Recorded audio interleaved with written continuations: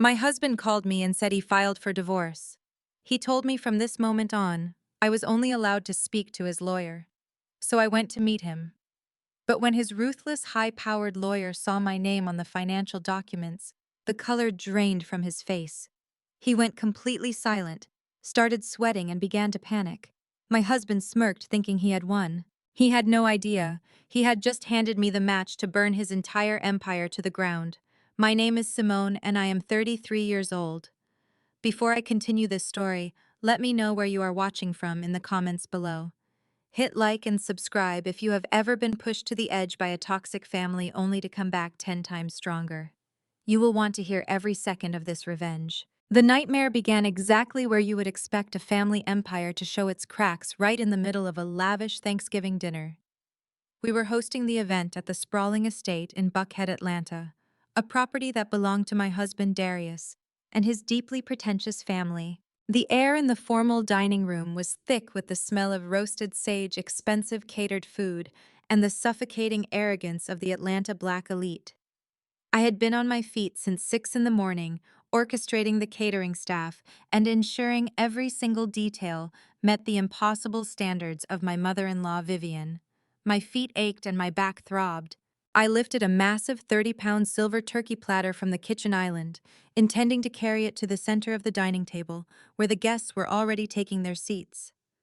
As I stepped through the swinging doors into the dining room, Darius intercepted me. He did not offer to help. Instead, he snatched the heavy silver tray out of my hands with such sudden aggressive force that the hot drippings sloshed over the edge and scalded my bare wrist. I gasped in pain, pulling my hand back, but Darius did not even flinch. He glared at me, his dark eyes full of undisguised contempt. "Go out front and manage the valet." Darius barked, his voice low but sharp enough to cut glass. "My guests are arriving and you are in the way. You are making the place look cluttered." I stared at the man I had been married to for 5 years. The man I had financially supported during the first 3 years of our marriage, when his legacy family cut him off for failing his business exams. The burn on my wrist stung fiercely, but it was nothing compared to the fiery humiliation blooming in my chest. Before I could even formulate a response to his blatant disrespect, Vivian stepped out from the crowd of guests. She glided across the marble floor, dripping in oversized pearls and the kind of generational wealth arrogance that made her believe she owned everyone in the room. She looked down at my simple, elegant dress and sneered with maximum theatricality, so the nearby guests could hear every single word. "Put that turkey down and step away from the table." Simone Vivian commanded, her voice ringing out over the soft jazz playing in the background. "And do not use the crystal tonight. You are used to paper plates from your little Detroit working-class upbringing. We do not need your clumsy hands shattering heirlooms that have been in this family longer than you have had a bank account." Laughter rippled through the nearest tables. The guests, members of historic sororities and country clubs, chuckled into their champagne flutes, enjoying the free entertainment. I stood completely frozen, gripping my burned wrist. Vivian took a step closer, invading my personal space, and lowered her voice to a venomous whisper. "You only have this life because my son rescued you from the gutter. Do not ever forget your place in this house. You are not our equal. You are just the charity case Darius brought home to rebel against me. And the rebellion is over." The sheer audacity of her words was staggering. This woman loved to boast about her family pedigree, her historic university legacy, and her untouchable social status. She conveniently erased the reality that when Darius was flat broke and living in a tiny apartment, it was my income that paid his car notes. It was my relentless hard work that funded his first real estate venture before his family finally accepted him back into the fold. I bit the inside of my cheek so hard I tasted blood. I did not scream. I did not throw a tantrum. I simply looked at Darius, waiting for him to defend his wife. He just turned his back to me and began greeting a city councilman, pouring him a drink and completely ignoring my existence. The message was loud and clear. I was entirely alone in a room full of enemies. I swallowed the massive lump of betrayal in my throat and turned away from the dining room. I needed to wash the hot grease off my wrist and gather my composure before I did something that would ruin my own meticulously crafted plans. I walked up the sweeping grand staircase, heading toward the master bedroom. I just wanted 5 minutes of silence, But the universe had decided that this Thanksgiving would be the day every single mask was violently ripped off. I reached the master bedroom doors and punched my 6-digit code into the electronic keypad. The small light flashed an angry red. Access denied. I frowned, thinking my hands were just shaking too much. I typed the numbers again, slower this time. Red light. Access denied. A cold realization washed over me. The code had been intentionally changed. Having trouble getting into places you do not belong, a mocking voice echoed from the hallway. I turned to see Tasha, Darius's 30-year-old spoiled sister, strutting toward me. Tasha had never worked a day in her life, treating her parents' credit cards like an endless personal ATM. She was dragging my favorite leather suitcase across the hardwood floor. Before I could even ask what she was doing, she lifted her foot and violently kicked my suitcase down the marble staircase. The heavy luggage tumbled down the stairs with a deafening crash, bursting open when it hit the landing. My clothes, my shoes, and my personal belongings scattered violently across the grand foyer below. "What the hell are you doing?" I demanded, my voice finally breaking through its calm restraint. "Darius wants you out."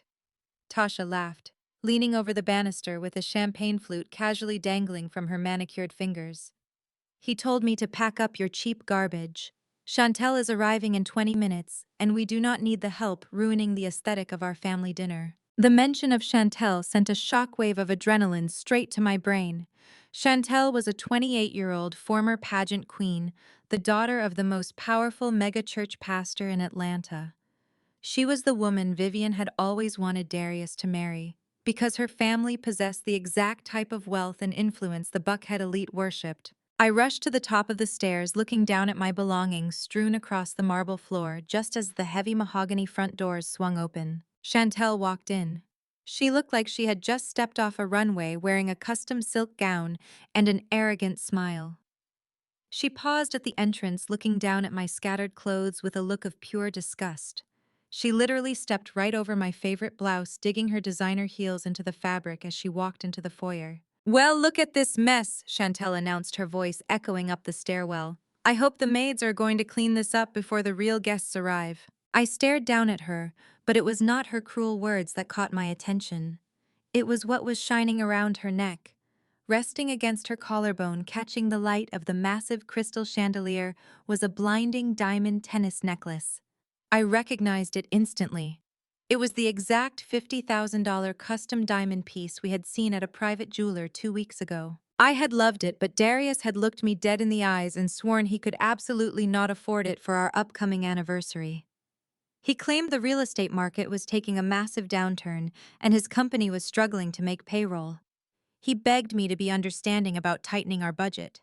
Yet here was that exact necklace draped over the throat of a woman walking into my house on Thanksgiving night, invited by my own husband. Darius emerged from the dining room, drawn by the noise. He walked up to Chantel, wrapped his arm around her waist, and kissed her cheek right in front of me. He looked up at where I was standing at the top of the stairs next to his grinning sister. I did not look guilty, he looked triumphant. "I told you to go outside and manage the valet," Darius said, his voice booming with cruel authority. "But since you cannot even follow simple instructions, grab your clothes and get out of my house. You are done here." They all stood there at the bottom of the stairs. Darius, Chantel, Tasha, and Vivian, who had drifted out from the dining room to watch the execution. They were looking at me like I was a cockroach they had finally managed to sweep out the door. They thought they had entirely destroyed me. They thought I was just a poor girl from Detroit who would walk away crying into the night, completely broken and penniless. They believed their legacy, their money, and their cruel social power had won. But as I stood at the top of those stairs, staring at the $50,000 necklace bought with funds from the very bank accounts I was about to freeze, a chilling silence settled over my mind. They had absolutely no idea who they were dealing with. They had no idea about the secret life I had built while they were busy mocking me. They thought they were throwing out a helpless housewife. They did not know they were throwing out the sole owner of the private equity firm they were currently begging for a massive financial bailout. The war had just begun. The heavy mahogany front doors slammed shut behind me with a sickening thud that echoed into the cold night. I stood on the grand front steps of the Buckhead estate as the freezing November rain of Atlanta began to fall in heavy, unforgiving sheets. The icy drops soaked instantly through my designer blazer and plastered my hair against my cheeks. I knelt on the wet concrete, gathering the scattered remnants of my life from the broken suitcase Tasha had kicked down the stairs. My hands were completely numb. The scalded skin on my wrist throbbed with a sharp burning pain that perfectly mirrored the burning betrayal in my chest. I shoved my ruined silk blouses and waterlogged shoes back into the fractured luggage. The glamorous sounds of the Thanksgiving gala drifted through the glowing windows of the mansion. I could hear the clinking of expensive crystal and the booming laughter of the elite guests as they celebrated their newest acquisition inside the warm dining room. I was outside in the freezing storm, discarded like unwanted trash. My phone began to vibrate violently in the pocket of my soaked coat. The screen illuminated the dark driveway with a harsh glare. It was Darius. A foolish, naive part of my brain expected an apology. That tiny remnant of the woman who had loved him unconditionally thought he might be calling to say he had made a terrible mistake. I swiped the screen and brought the phone to my ear, shivering against the brutal wind. Darius did not ask if I was safe. He did not ask if I had a place to go, or if I was freezing in the terrible storm. His voice was utterly devoid of human emotion, carrying the chilling, calculated tone of a corporate executioner. I filed for divorce this morning, Simone. I want my house back. Do not attempt to return to the property, or I will have you arrested for trespassing. From now on, you are only allowed to speak to my lawyer, Kendrick Sterling. Do not call my phone again. The sheer clinical cruelty of his words hit me harder than the freezing rain. He had planned this, the changed access codes, the presence of Chantel, the public humiliation by Vivian. All of it was a highly orchestrated theatrical performance designed to break me mentally before the legal battle even began. He had filed the paperwork while I was inside his kitchen roasting his family turkey. I had hired Kendrick Sterling, the most ruthless asset-stripping divorce attorney in the entire state of Georgia. He wanted to leave me absolutely destitute. But as I stood there in the pouring rain clutching my broken suitcase, a profound transformation occurred deep within my soul. The shock evaporated. The pain in my wrist faded into the background. The tears that had been threatening to spill from my eyes completely vanished, drying up before they could even form. The devoted, loving wife died right there on the wet concrete of that Buckhead driveway. The emotional switch flipped with a resounding mechanical click. I did not cry. I did not scream. I felt an absolute terrifying surge of pure icy clarity. The sadness was instantly replaced by a predatory stillness. He thought he was dealing with a frightened working-class girl from Detroit who would crumble under the weight of his family legacy and his high-powered legal threats. He had completely forgotten the grit that had allowed me to survive and conquer the brutal financial underworld. I tightened my grip on the phone, taking a deep, slow breath of the freezing air. I let the silence hang on the line for a fleeting moment, allowing his arrogant breathing to fill the space. I could hear the faint sound of Chantel giggling in the background of his call, confirming that he was standing right next to his new prize while throwing his wife into the gutter. He expected me to beg. He expected me to plead for my marriage and ask what I had done wrong. I thrived on the power dynamic of seeing me diminished. But the woman holding the phone was no longer the submissive partner he had trained me to be. The metamorphosis was absolute. My spine straightened against the howling wind. I looked up at the glowing windows of the mansion, and my vision sharpened. Every ounce of my being was now dedicated to his total financial and social annihilation. I was no longer a victim. I was the architect of his impending doom. "Your house, Darius," I asked, my voice dropping into a dangerously calm register that lacked any trace of the hysteria he desired. "You have a very short memory for a man who claims to be a corporate genius. Need I remind you who paid for the very roof over your head when your precious legacy family threw you to the wolves? I ate ramen noodles for 3 straight years in a cramped, unheated apartment, just so you could keep up appearances. I paid your luxury car notes every single month when your trust fund was frozen and your mother refused to take your calls. I funded your entire lifestyle before you ever made vice president.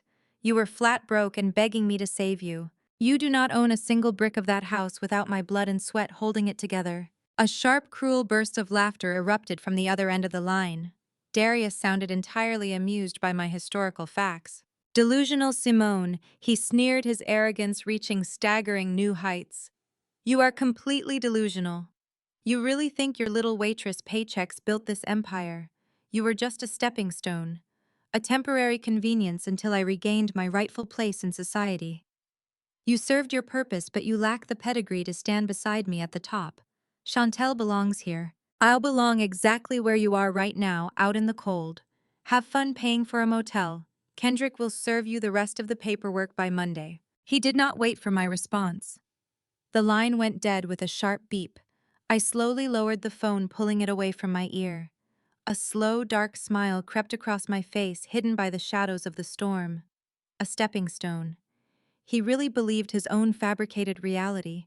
He truly thought the meager allowance he received from his mother was what funded his current opulent lifestyle. I had no idea about the massive, invisible safety net I had built around him, protecting him from his own catastrophic business failures. I dragged my broken suitcase down the long, winding driveway, leaving the gates of the estate behind me.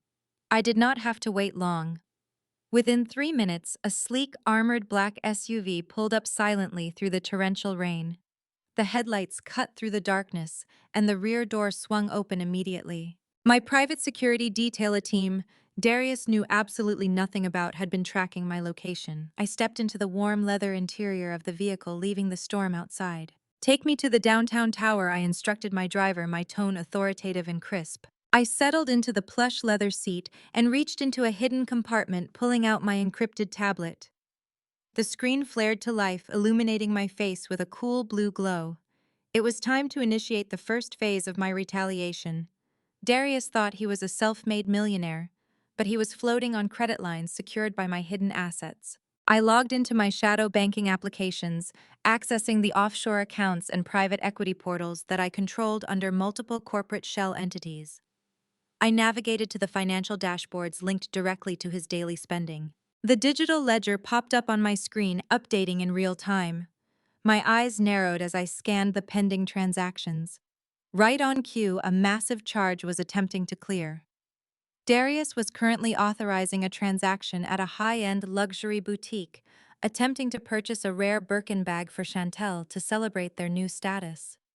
The audacity was almost poetic. I was trying to buy his mistress's loyalty, using the very financial infrastructure I had secretly established to bolster his credit score. I opened the administrative control panel for the 3 exclusive black cards he carried in his wallet. These were not standard credit cards.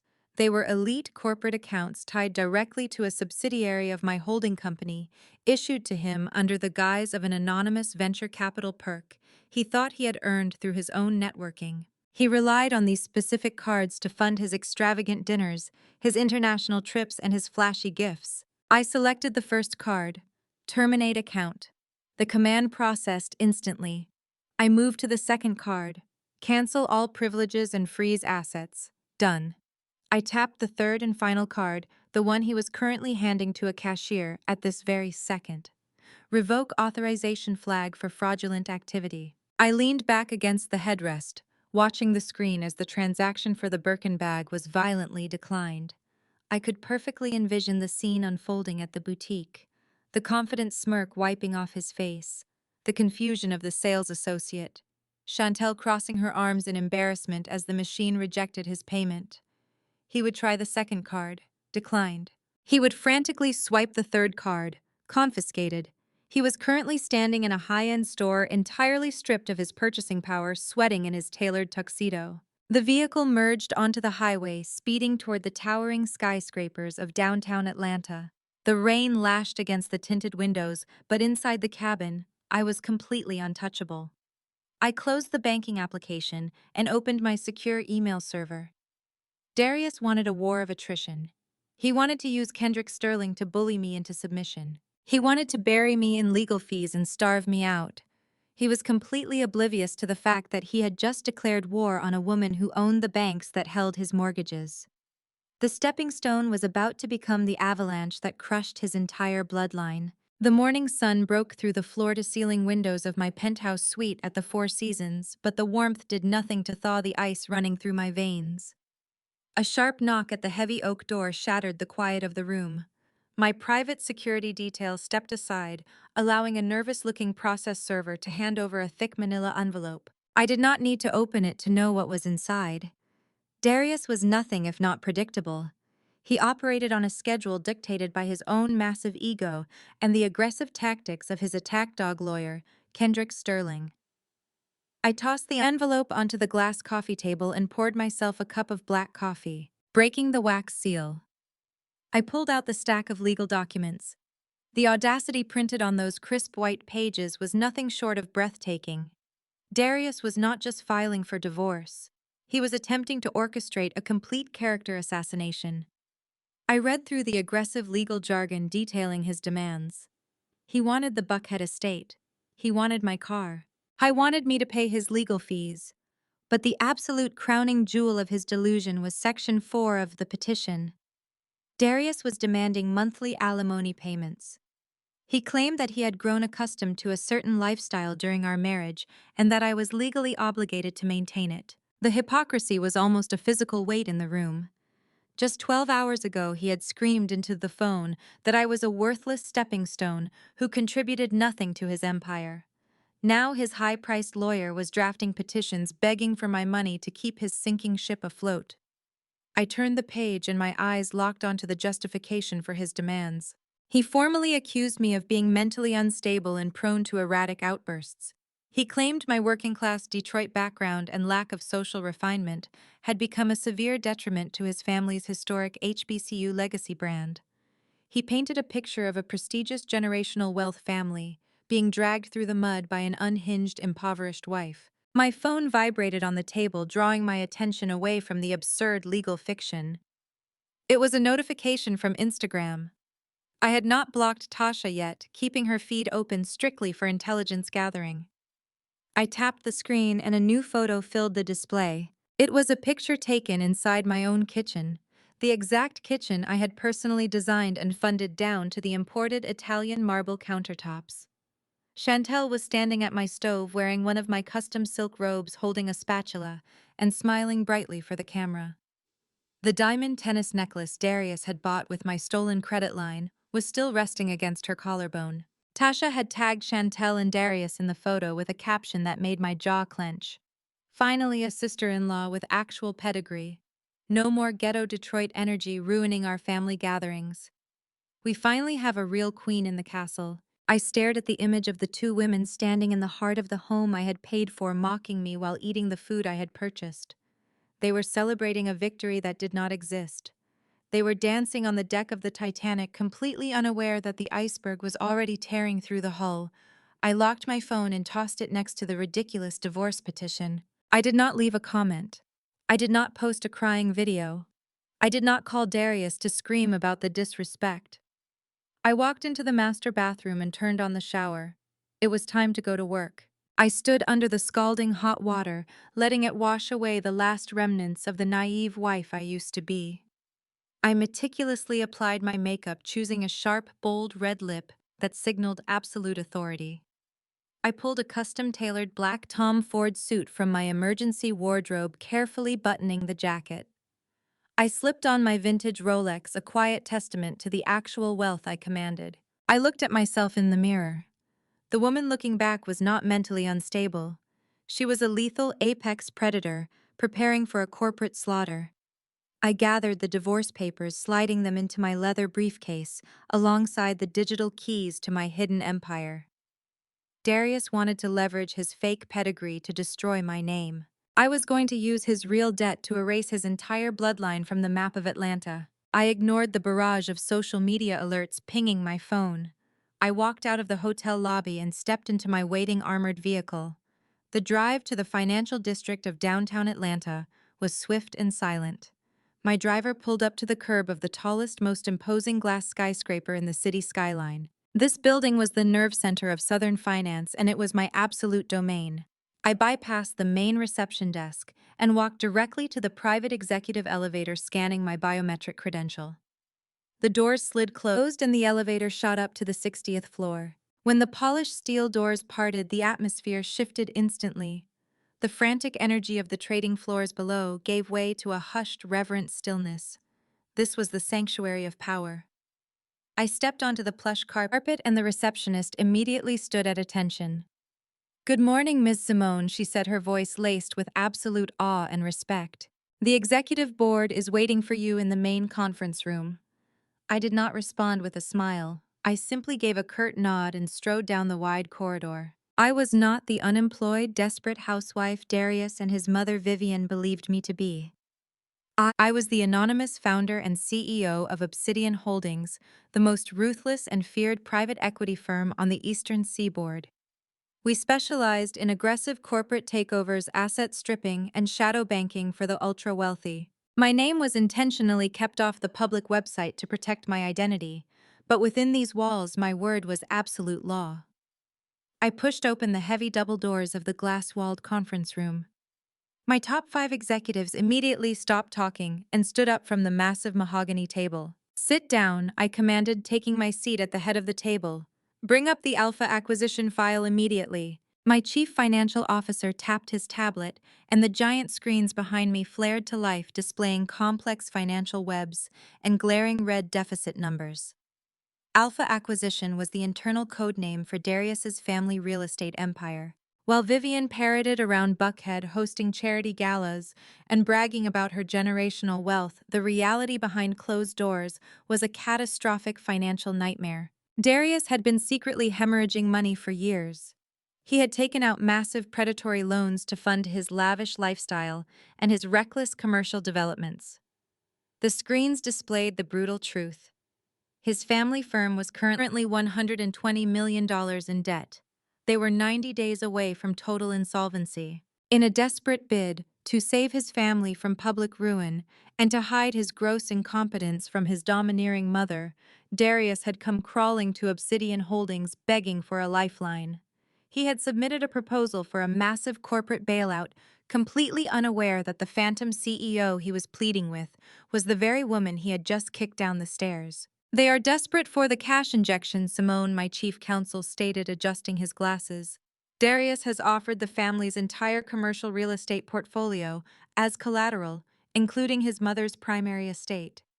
He is pushing for an expedited approval by the end of the week. He claims their cash flow issues are just a temporary setback." I stared at the desperate financial projections. Darius was a fool. He was trying to secure a $100 million parachute while simultaneously serving me divorce papers to ensure I got no piece of his imminent rescue. He thought he was outsmarting the system. "Approve their bailout," I said, my voice echoing off the glass walls of the conference room. "Give him exactly what he is asking for. Give him the entire $120 million. My executives exchanged confused glances. My chief financial officer frowned.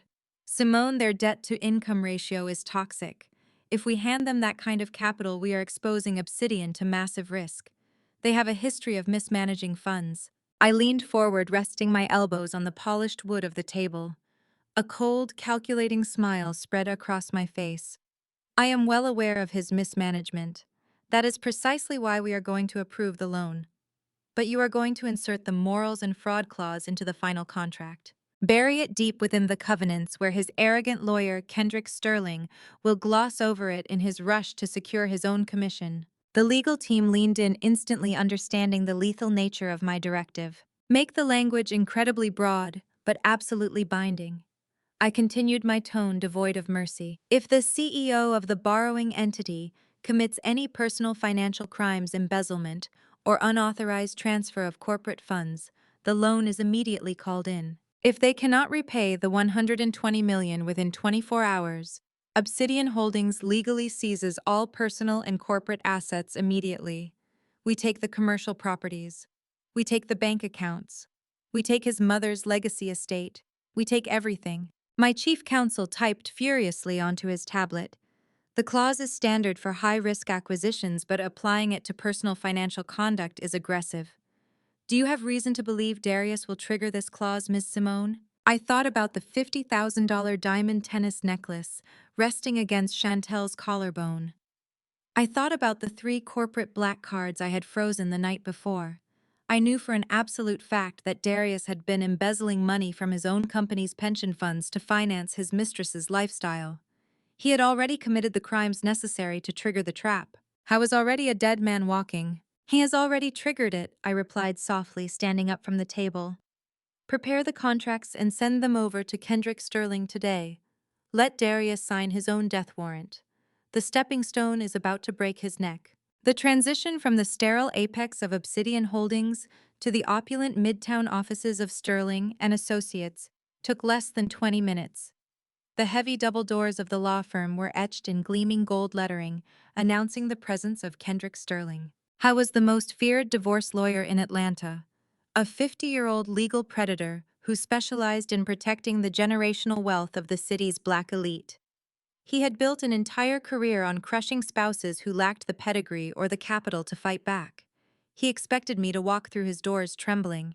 I expected a broken Detroit girl terrified of the massive legal machinery he commanded. I pushed the glass doors open and stepped into the sprawling conference room without waiting for his receptionist to announce me. The air was thick with the suffocating stench of expensive cologne and burning tobacco. Darius was slouched deep into a tufted leather wingback chair at the far end of a massive mahogany table. I was actually smoking a Cuban cigar indoors, a blatant violation of building codes, but a calculated display of his perceived untouchability. He did not even bother to sit up when I entered. He just exhaled a thick cloud of gray smoke and smirked, his eyes dripping with absolute contempt. Kendrick Sterling stood near the floor-to-ceiling windows overlooking the city skyline. He wore a bespoke 3-piece suit that probably cost more than the average American earned in an entire year. He turned around, flashing a smile that resembled a shark spotting a bleeding fish in the water. "Have a seat," Simone Kendrick said, pointing to a rigid wooden chair positioned awkwardly on the opposite side of the table. "We want to make this as painless as possible for you." I did not sit. I remained standing near the entrance, clutching my leather briefcase, allowing my silence to fill the massive room. Darius chuckled, tapping his cigar ash into a crystal tray. "Look at her," Kendrick Darius sneered. "She is frozen. She probably took the city bus here. I told you she does not have the stomach for this level of business. Just give her the paperwork so I can get back to my actual life." Kendrick picked up a thick stack of legal documents bound in heavy blue cardstock. He walked around the table with slow, deliberate steps, projecting an aura of total domination. He dropped the massive file right on the edge of the table nearest to me. The thud echoed loudly in the quiet room. "This is a standard dissolution of marriage petition." Kendrick began, his tone dripping with weaponized condescension. "My client is being incredibly generous under the circumstances. The terms dictate that you will vacate the Buckhead estate immediately. You will surrender the keys to the Mercedes, which is a company vehicle owned by his family trust. You will walk away with zero claims to his corporate assets, his future earnings, or his pension." I looked down at the blue folder. I did not reach for it. I simply shifted my gaze back to Kendrick, waiting for the punchline. I knew Darius had demanded alimony. I knew they were planning a vicious ambush. "In exchange for your swift cooperation." Kendrick continued, leaning his knuckles on the table and lowering his voice into a theatrical threat. "My client is willing to forgo filing a secondary civil suit against you. If you drag this out into litigation, we will publicly drag your name through the mud. We will file for massive emotional distress damages, citing your erratic behavior and your detrimental impact on his historic family legacy. We will bankrupt whatever meager savings you manage to scrape together from your little side hustles." Darius took another long drag of his cigar. He leaned forward, his eyes locking onto mine with malicious glee. "You played your part," Simone Darius said, his voice thick with arrogance. "But the show is over. You do not belong in my world, and you never did. My mother was right about you from day one. You are a liability. I am offering you a clean exit. Take it before I decide to crush you completely." Kendrick reached into his breast pocket and pulled out a heavy silver Mont Blanc pen. He tossed it casually across the polished mahogany table. It clattered against the hardwood and rolled to a stop right next to the blue folder. "Sign the papers," Simone Kendrick ordered, pointing a manicured finger at the dotted line. "Walk away with nothing, and my client will not sue you for emotional distress." It is the best deal you are ever going to get in this city. I stared at the silver pen resting on the table. It was a beautiful instrument designed for executives and power brokers. They thought handing it to me was an act of charity. I slowly raised my eyes, examining the two men sitting across from me. They were completely intoxicated by their own perceived power. They were absolutely blind to the fact that they were standing on a trapdoor, and I was holding the heavy iron lever. When I did not immediately reach for the pen, Darius let out a loud, exasperated groan. He threw his arms up in the air, turning to his lawyer with a look of manufactured pity. "I told you," Kendrick Darius laughed, shaking his head. "She is completely out of her depth. She does not even understand what you are saying. She cannot comprehend the legal jargon. You have to use smaller words with her. She is used to reading restaurant menus and eviction notices, not high-level corporate litigation documents." Darius stood up from his leather chair, walking slowly around the table until he was standing just a few feet away from me. He wanted to use his physical presence to intimidate me, to make me feel small and insignificant. He adjusted the cuffs of his tailored suit, a custom Italian suit I had paid for 3 years ago when he could not afford to dress himself for a networking event. "Let me spell it out for you very clearly, so your working-class brain can process the information," Darius sneered, leaning in close so I could smell the stale alcohol and expensive tobacco on his breath. "You are looking at the next chief executive officer of the most powerful Black-owned real estate empire in the South. My mother is officially handing me the reins tonight at the charity gala. And do you want to know why I am getting the crown, Simone? Because I just secured a $100 million corporate bailout for our firm." The sheer irony of his words was a glorious symphony to my ears. I maintained a perfectly neutral expression, keeping my facial muscles completely relaxed. I did not blink. I did not flinch. I did not react. I just let him keep digging the grave deeper and deeper with every arrogant syllable that spilled from his mouth. "A massive private equity firm, up in New York, finally recognized the value of my family legacy." Darius continued boasting, waving his cigar in the air like a magic wand. "They practically threw the money at me. $120 million to be exact. It is a level of capital you could not even begin to fathom. With that kind of backing, I am untouchable. My company is untouchable. My family is untouchable." Kendrick smiled, crossing his arms over his chest. He looked equally smug, clearly basking in the glowing warmth of his client's sudden financial windfall. "My client is entering an entirely new stratosphere of wealth," Kendrick added smoothly, his voice oozing with predatory confidence.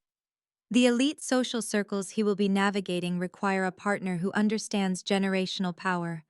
Chantel comes from a family that controls a massive congregation and immense political influence in this state. She brings actual tangible value to the table. You bring absolutely nothing but a cheap suit and a bad attitude. You are a liability to $100 million enterprise." I looked back at Darius. He was practically vibrating with narcissistic joy. He truly believed he had orchestrated the business deal of the century. He truly believed he had outsmarted the unforgiving financial markets, outsmarted his domineering mother, and outsmarted the quiet, loyal wife he kept hidden at home. He had absolutely no idea that the massive private equity firm he was bragging about was not based in New York. He had no idea that the phantom chief executive who had approved his massive cash injection was currently standing right in front of him, holding a leather briefcase containing his absolute and total destruction. "You are looking at a king," Simone, Darius whispered maliciously, puffing his chest out. "Kings do not negotiate with peasants, they banish them. So pick up the damn pen, sign your name on the dotted line. Go back to Detroit and tell your little friends you got to experience high society for a few years before you were sent back to the slums where you belong." I stood perfectly still, letting the silence stretch out until it became heavy and suffocating in the large room. The air felt thick with their unearned arrogance and toxic pride. I did not feel fear. I did not feel intimidated. I felt a profound icy pity for the fools standing before me. They thought they were the architects of my demise. They were completely unaware that every boast, every insult, every cruel taunt was just another iron nail in the coffin I had already built for them. I let them enjoy their delusion for one final moment. I let them savor the fleeting taste of their fake victory. I did not touch the silver pen. I did not reach for the blue folder. I simply unclasped the heavy gold lock on my leather briefcase. It was finally time to show them exactly what a peasant from Detroit could do to an arrogant king. I did not spare Darius another glance. His posturing had become entirely irrelevant. I reached into my leather briefcase and retrieved a sleek matte black folder. It was devoid of any markings or labels. I placed my hand flat on top of the smooth material and slid it across the expansive mahogany table. The folder glided with a quiet hiss and came to a dead stop directly in front of Kendrick Sterling.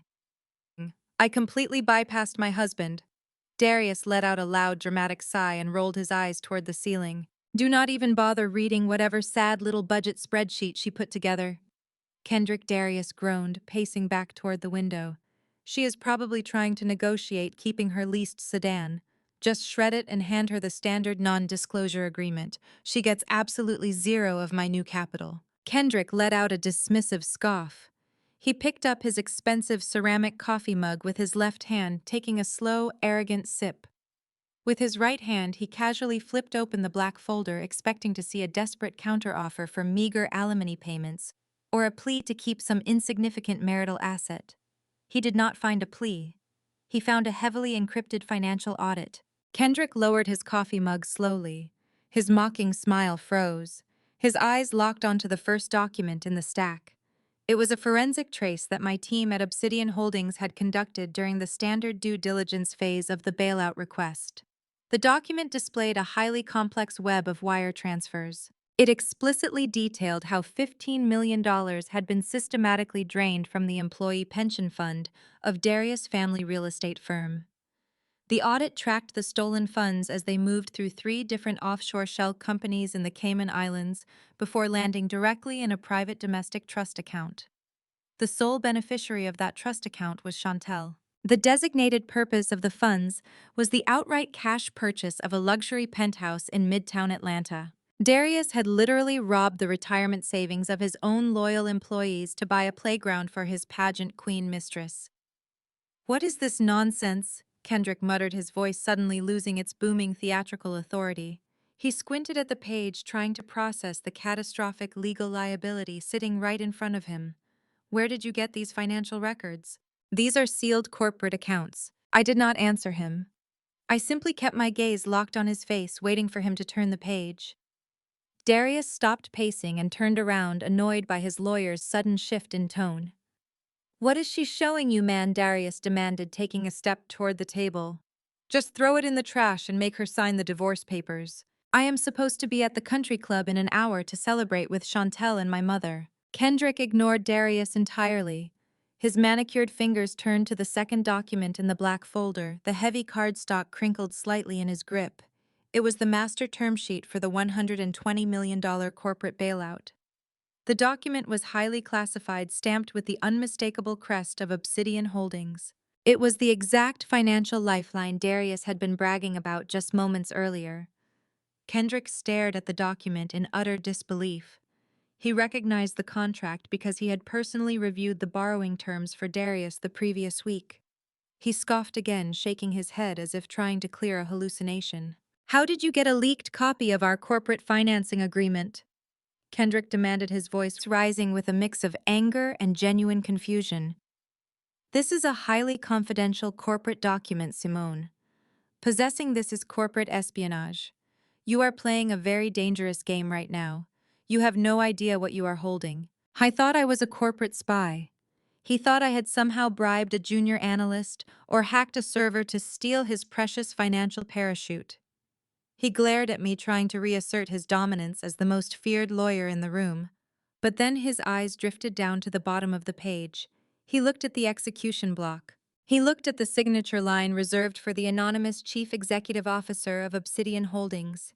He saw the aggressive, sharp signature etched in black ink, authorizing the massive transfer of wealth. I reached back into my briefcase. I pulled out a thick black business card, embossed with heavy gold lettering. I placed it on the polished wood and pushed it gently toward the center of the table. Kendrick leaned forward. His breathing hitched.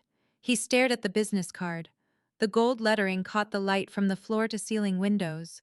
It read, Simone Hayes, founder and chief executive officer, Obsidian Holdings. Kendrick looked at the business card. Then he looked at the aggressive, sharp signature on the $120 million bailout agreement. Then he looked back at the business card. The signatures were identical. The names matched.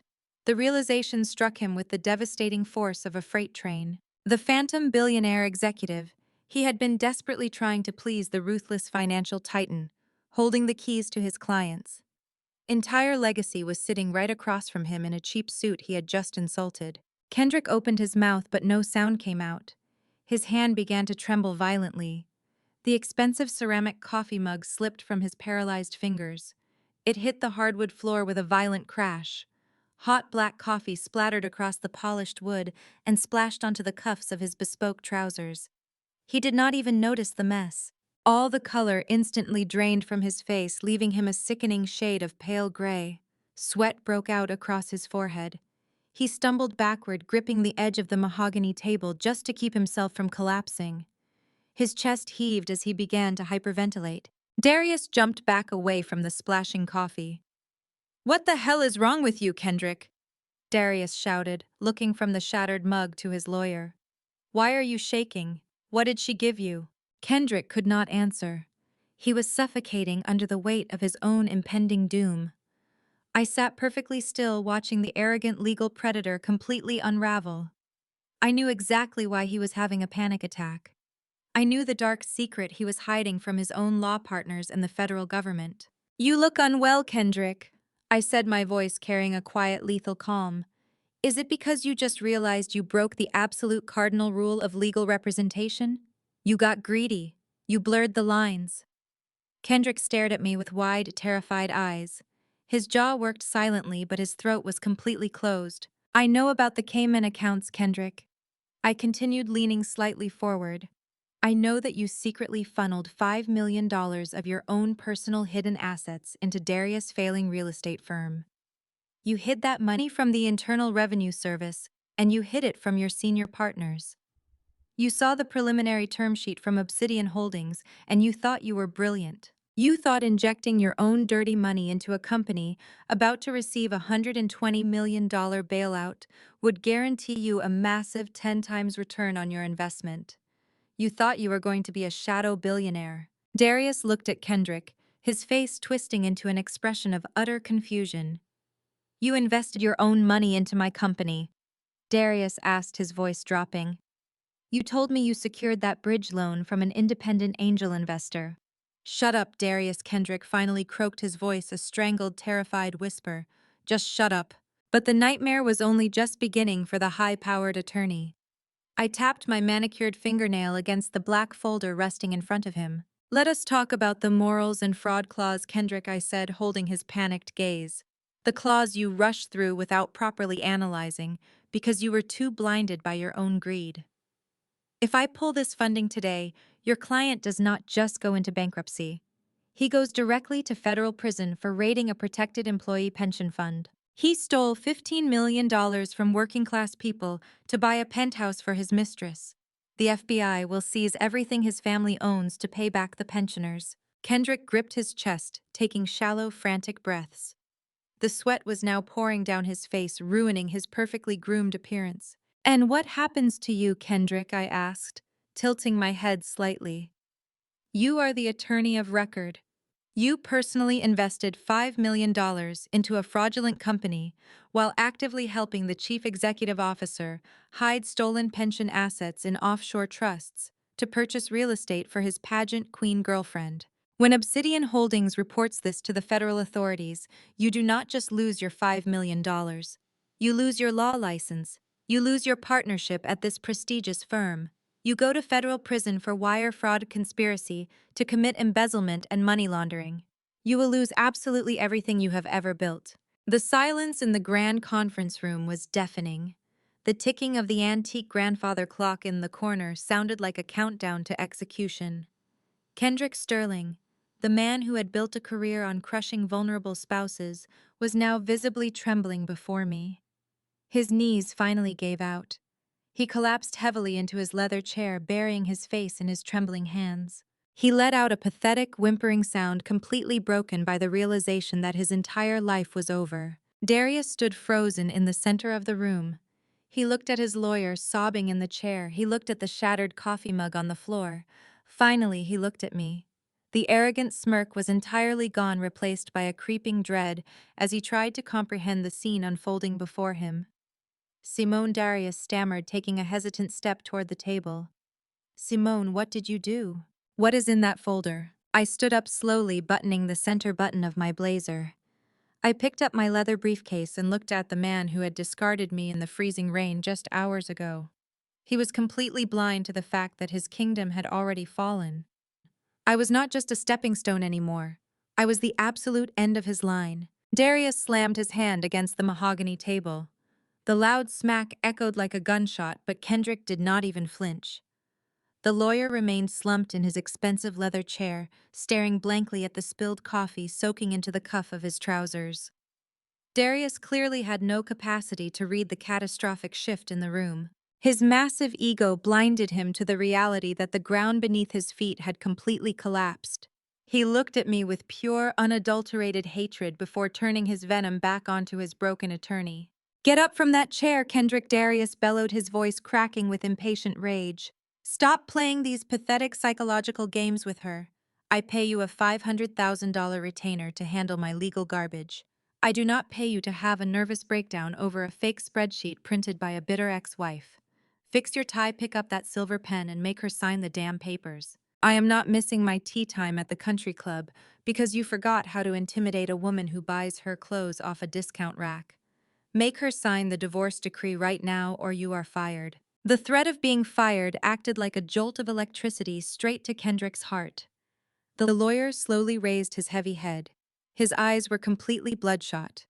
The polished elite facade he had worn for decades was entirely gone, replaced by the frantic, trapped look of a cornered animal. Kendrick looked at the arrogant man standing above him, the man who had just carelessly destroyed both of their lives over a petty affair and a fragile ego. The fear paralyzing Kendrick suddenly transmuted into pure, violent, uncontrollable rage. Kendrick lunged forward faster than a man his age should be able to move. He cleared the space between the chair and the table in a fraction of a second. He grabbed Darius by the lapels of his custom Italian tuxedo jacket, lifting him entirely off the floor. Darius gasped in shock as the older man slammed him brutally against the floor-to-ceiling window. The heavy glass shuddered loudly under the violent impact. "Make her sign!" Kendrick screamed, his voice tearing through his throat like shattered glass. "You idiot! You absolute arrogant fool! Do you have any functioning brain cells in that thick skull of yours? Look at her, Darius. Look at the woman you just threw out into the rain." Darius struggled, attempting to pry the lawyer's manicured hands off his ruined lapels. "Have you lost your mind, Kendrick? Let go of me before I call security and have you thrown in jail for assault." "I am already going to jail, you stupid, arrogant boy!" Kendrick roared, spit flying from his lips and hitting Darius right in the face. "We are both going to federal prison because you could not keep your hands off a pageant queen. Do you know who she is? Do you possess the mental capacity to comprehend the name on that black business card? She is not a secretary. She is not a Detroit charity case. She is Obsidian Holdings. You just divorced the woman who owns your entire bloodline." Darius stopped fighting. His hands dropped slowly to his sides. The loud, angry protest died in his throat. He looked over Kendrick's shoulder directly at me. I stood perfectly still near the conference room doors, holding my leather briefcase, wearing a cold, emotionless mask. "What are you talking about?" Darius whispered, his voice trembling for the very first time. "Obsidian Holdings is a New York private equity firm. They are run by a board of directors. My mother spoke to their representatives last week." "There is no board of directors." Kendrick laughed, a manic, hysterical sound that bordered on genuine madness. "There is only her. She is the sole executive officer. She holds the keys to the $120 million bailout you have been bragging about all morning. And she knows everything, Darius. She knows about the Cayman Island shell accounts. She knows about the $15 million you embezzled from the employee pension fund to buy Chantel that penthouse. She knows I invested my own $5 million of hidden assets into your failing commercial real estate firm. She holds the financial execution order for our entire existence." Darius physically shrank against the cold glass window. The blood drained from his handsome face, leaving his skin a sickly ashen gray. He slowly turned his head to look at the black folder resting on the mahogany table. He looked at the shattered ceramic mug on the floor. He finally understood why the most ruthless divorce attorney in Atlanta was weeping like a child. The illusion of his generational wealth had just been violently shattered by the working-class wife he openly despised. The premium Cuban cigar slipped from between his trembling lips. It tumbled through the air and landed directly on the priceless Persian rug, burning a dark, ugly hole into the intricate silk fibers. Darius did not even attempt to stomp out the smoldering ember. He pushed Kendrick away with weak, shaking hands and took a hesitant step toward me. The towering pillar of the Atlanta Black elite was suddenly reduced to a terrified, stammering boy. Simone Darius gasped, his voice completely stripped of its former venom. He raised his hands, palms facing outward in a universal gesture of surrender. "Simone, baby, please. Listen to me. This is all a massive misunderstanding. You know how these corporate lawyers are. Kendrick drafted those aggressive divorce papers without my approval. I never wanted to take your car. I never wanted to claim you were mentally unstable. I was just angry about the argument we had before the Thanksgiving dinner. You know I get hot-headed when I am stressed about the company finances." I watched him contort his entire reality to fit his desperate new narrative. It was a fascinating psychological study in narcissistic collapse. He was actually trying to convince the chief executive officer of Obsidian Holdings that he was just a stressed husband seeking emotional comfort. Baby Darius continued, taking another cautious step forward, his eyes wide and pleading. "You cannot pull the funding. My mother has already announced the acquisition to the church elders and the city council. If we do not get that $120 million by tomorrow morning, the banks will foreclose on the commercial properties. The developers will pull out of the downtown project. The family name will be completely ruined. We can fix this marriage, Simone. We can go to counseling. I will fire Chantel right now. I will kick her out of the penthouse.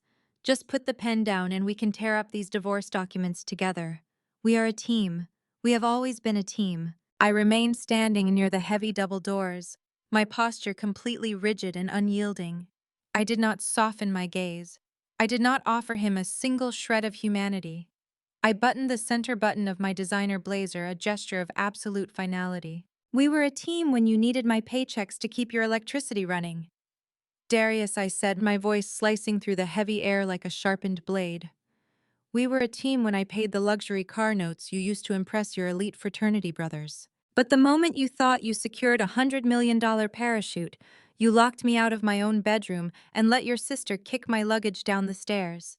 You let your mother humiliate my background, while your mistress paraded around my foyer wearing diamonds bought with stolen pension funds. You did not call me baby when you left me standing in the freezing rain last night. You called me a stepping stone." Darius fell to his knees right there on the burned Persian rug. He clasped his hands together, looking up at me with tears streaming down his face. "Please, Simone," Darius begged, his voice cracking into a pathetic sob. "I will do anything. Do not take the company. My mother will not survive the public shame of a foreclosure. Do not destroy my family over a stupid mistake." I looked down at the man kneeling before me. I felt absolutely nothing. The well of my compassion had been permanently drained the moment he told me to speak to his lawyer. "Your family destroyed itself." "Darius," I replied, my tone dangerously calm. "You built an empire on lies, embezzlement, and toxic pride. I simply refused to be the foundation you stood on while you did it. I am not signing your divorce papers. I am not signing your non-disclosure agreement. And I am certainly not signing away my right to burn your legacy to the ground. The morals and fraud clause of the Obsidian Holdings bailout agreement has been officially triggered due to your documented criminal embezzlement. The $120 million loan is hereby called in." Darius let out a choked gasp, covering his mouth with his trembling hands. "Since you cannot repay the principal balance within the required 24-hour window?" I continued, delivering the final execution order. "Obsidian Holdings will legally seize all personal and corporate assets by tomorrow morning. I am taking the commercial real estate portfolio. I am taking the offshore bank accounts. I am taking your mother's Buckhead estate. You wanted a clean exit, Darius. I am giving you one. I will see you in bankruptcy court." I turned my back on the kneeling man and pushed open the heavy double doors of the conference room. I stepped out into the brightly lit hallway, the sound of my designer heels clicking sharply against the marble floor. I did not look back. Before the heavy mahogany doors could swing fully shut behind me, the suffocating silence of the room was violently shattered. Darius let out a primal, agonizing scream of pure terror. Kendrick roared in response, a sound fueled by absolute financial devastation and looming prison sentences. The two men collided in the center of the room. The sickening sound of heavy fists striking flesh and breaking glass echoed loudly down the pristine corporate corridor. They were tearing each other apart, like rabid animals trapped in a burning cage, fighting over the ashes of an empire they had arrogantly destroyed themselves. I walked straight toward the private elevator, pressing the call button with a steady, firm hand, ready to orchestrate the next aggressive phase of their spectacular public execution. Darius staggered out of the Sterling and Associates building with a busted lip and a fractured ego. He ignored the stares of the affluent midtown pedestrians as he threw himself into the driver's seat of his Mercedes. His hands shook violently against the leather steering wheel, leaving dark smears of blood on the pristine material. He slammed his foot on the accelerator, speeding recklessly through the heavy Atlanta traffic, heading straight for the sanctuary of Buckhead. He narrowly avoided sideswiping a delivery truck running two red lights in his blind panic. The luxurious skyscrapers of the financial district faded in his rearview mirror as he raced toward the tree-lined avenues of his family estate. He needed his mother. Vivian had always been the ultimate fixer, the ruthless matriarch who manipulated reality until it bent to her absolute will. She would know what to do to stop the impending avalanche.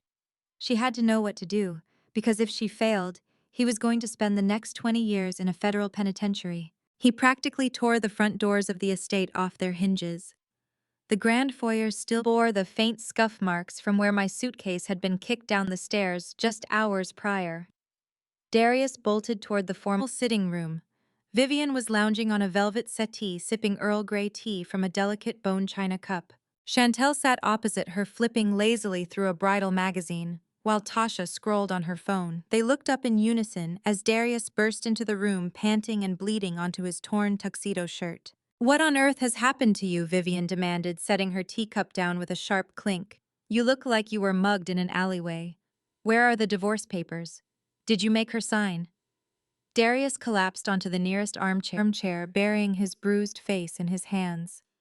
"It is over, Mom," he sobbed, his voice entirely broken. "We lost everything. She is not a waitress. She is not a broke girl from Detroit. She is Obsidian Holdings." The room fell dead silent. Chantel dropped her magazine. Tasha lowered her phone. Vivian simply stared at her son, her perfectly sculpted eyebrows knitting together in deep annoyance. "Stop speaking nonsense, Darius," Vivian snapped, standing up and crossing the room. "You are hysterical. Did Kendrick try to renegotiate his fee? I told you that lawyer was a snake." Darius looked up, his eyes wide and terrified. "No, Mom, you do not understand. Simone is the chief executive officer of Obsidian Holdings. She brought the bailout documents. She had the forensic audits. She knows about the pension funds. She knows about the Cayman accounts. She knows I used company money to buy Chantel's penthouse. She triggered the morals clause. She is seizing the company, and she is foreclosing on this house tomorrow morning." Vivian froze. For a split second, genuine fear flashed across her hardened features, but the absolute rigid structure of her elite narcissistic delusion quickly rushed in to rebuild the wall. She could not process the information. Her brain fundamentally rejected the concept that a woman she deemed beneath her could wield that level of catastrophic power. It violated every law of the social hierarchy she had worshipped her entire life. Vivian raised her right hand and slapped Darius across the face with everything she had. The sharp crack echoed loudly in the sitting room, silencing the soft classical music playing from the hidden speakers. Darius recoiled, holding his stinging cheek in utter shock. "Pull yourself together, you pathetic coward," Vivian roared, leaning over him with her teeth bared. "Are you truly this gullible? Do you honestly believe a woman who grew up wearing thrift store clothes and eating government cheese is secretly running a $100 million private equity firm right under our noses?"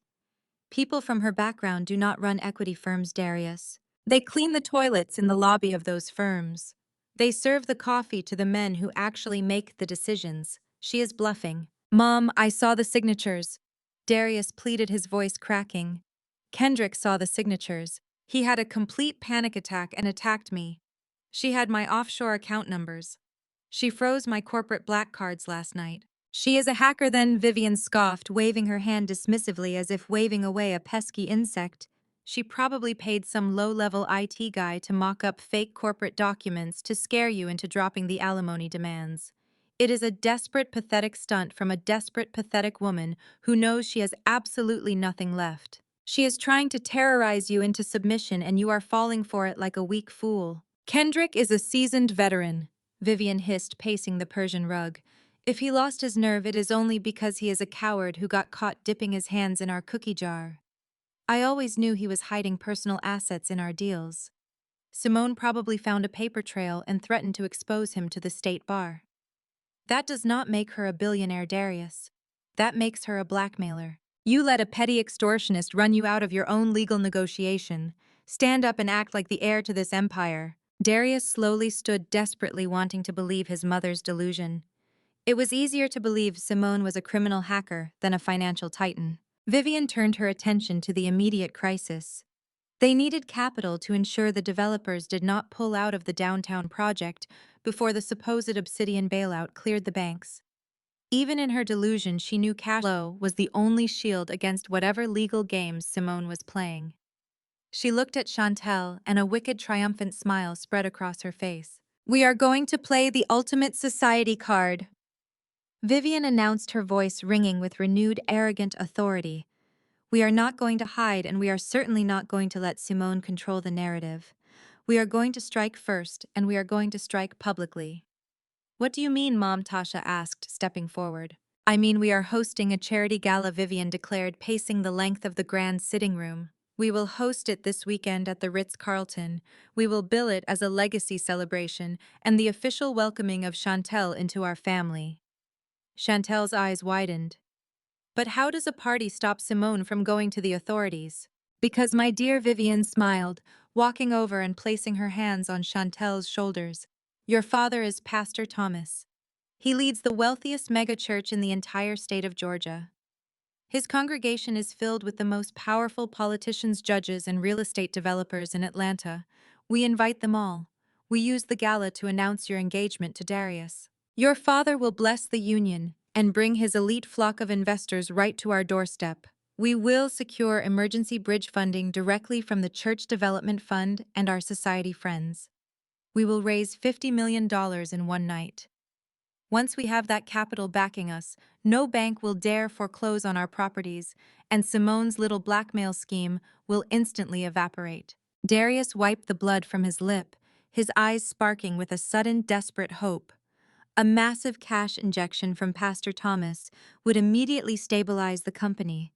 It would completely neutralize the threat of bankruptcy, regardless of what Obsidian Holdings attempted to do.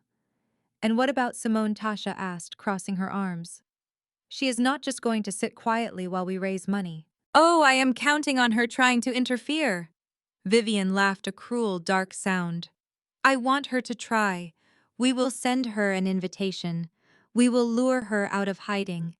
When she shows up, we will publicly expose her as a deranged, bitter ex-wife attempting to extort our prestigious family.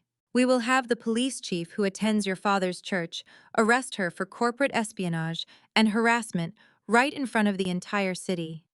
We will lock her in a psych ward and lock her out of Atlanta society forever." The plan was a masterclass in elite manipulation. Vivian was going to weaponize her social standing and Chantel's religious connections to build an impenetrable fortress of wealth around Darius. They would use the gala to rewrite the truth, painting Simone as a criminal lunatic trying to destroy a beloved historic family out of pure jealousy.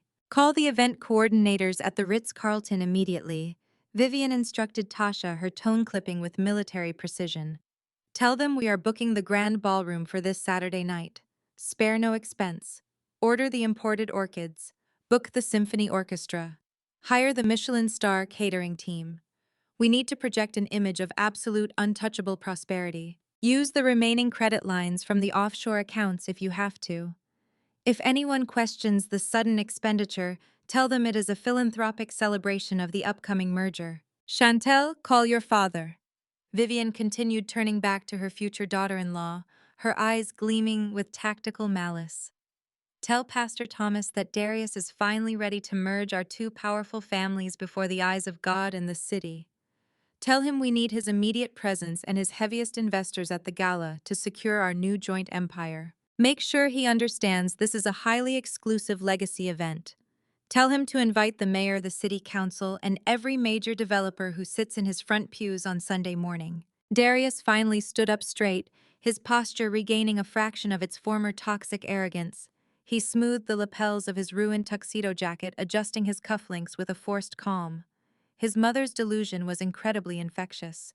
It acted like a powerful narcotic, soothing the raw terror that had consumed him. He convinced himself that Simone was simply a fraud who had gotten lucky with a stolen spreadsheet and a talent for forgery. The terror that had paralyzed him in the law office began to melt away entirely, replaced by a burning desire for absolute violent vengeance. I will handle the press releases, Darius said, wiping the last drop of blood from his chin and glaring out the window. I will make sure every major society publication covers the event. I will personally invite the journalists from the Atlanta Business Chronicle. We will make it the social event of the decade. I will show this entire city that the black elite cannot be toppled by a bitter street rat. By the time Monday morning arrives, Simone will be sitting in a dirty jail cell, facing federal extortion charges, and I will be sitting in the chief executive chair with a fresh $50 million bankroll. Vivian walked over to the antique liquor cabinet and poured 4 glasses of expensive bourbon. She handed them out to Darius, Chantel, and Tasha. She raised her crystal glass high into the air, her eyes flashing with malevolent triumph. To the absolute destruction of Detroit trash, Vivian toasted, her voice dripping with poison. And to the unstoppable rise of our true legacy. They clinked their glasses together, the sharp sound ringing out in the opulent sitting room. They were completely blinded by their own unearned pride. They were celebrating a victory based entirely on a fabricated reality. They truly believed they could outsmart a financial titan with a charity dinner and a few wealthy church members. They were actively pouring gasoline on their own burning empire, completely unaware that I was already sitting in my penthouse, striking the match that would detonate the entire gala. The digital assault began precisely at noon the following day. I sat at the expansive marble island in my penthouse, sipping a single espresso while watching the orchestrated smear campaign unfold across my encrypted monitors. Vivian had unleashed her social media attack dogs. Tasha was leading the charge, flooding Instagram and elite Atlanta society blogs with highly fabricated blind items. The posts were viciously calculated, describing a deranged, mentally unstable former waitress who was currently attempting to extort a beloved historic real estate family after being caught in a string of infidelities. Tasha posted a video of herself getting a blowout at a luxury salon, casually mentioning to her followers how exhausting it was to deal with low-class gold diggers trying to ruin their sacred family legacy. My phone vibrated violently against the marble countertop.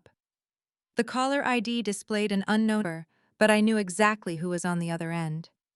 I pressed the green accept button and put the device on speakerphone, letting the audio echo through the quiet kitchen. Are you packing your cheap bags yet? Simone Chantel's voice oozed through the speaker, dripping with sickly sweet venom. I did not say a word, I just let her talk. Tasha is right here with me, getting our makeup done for the gala tonight.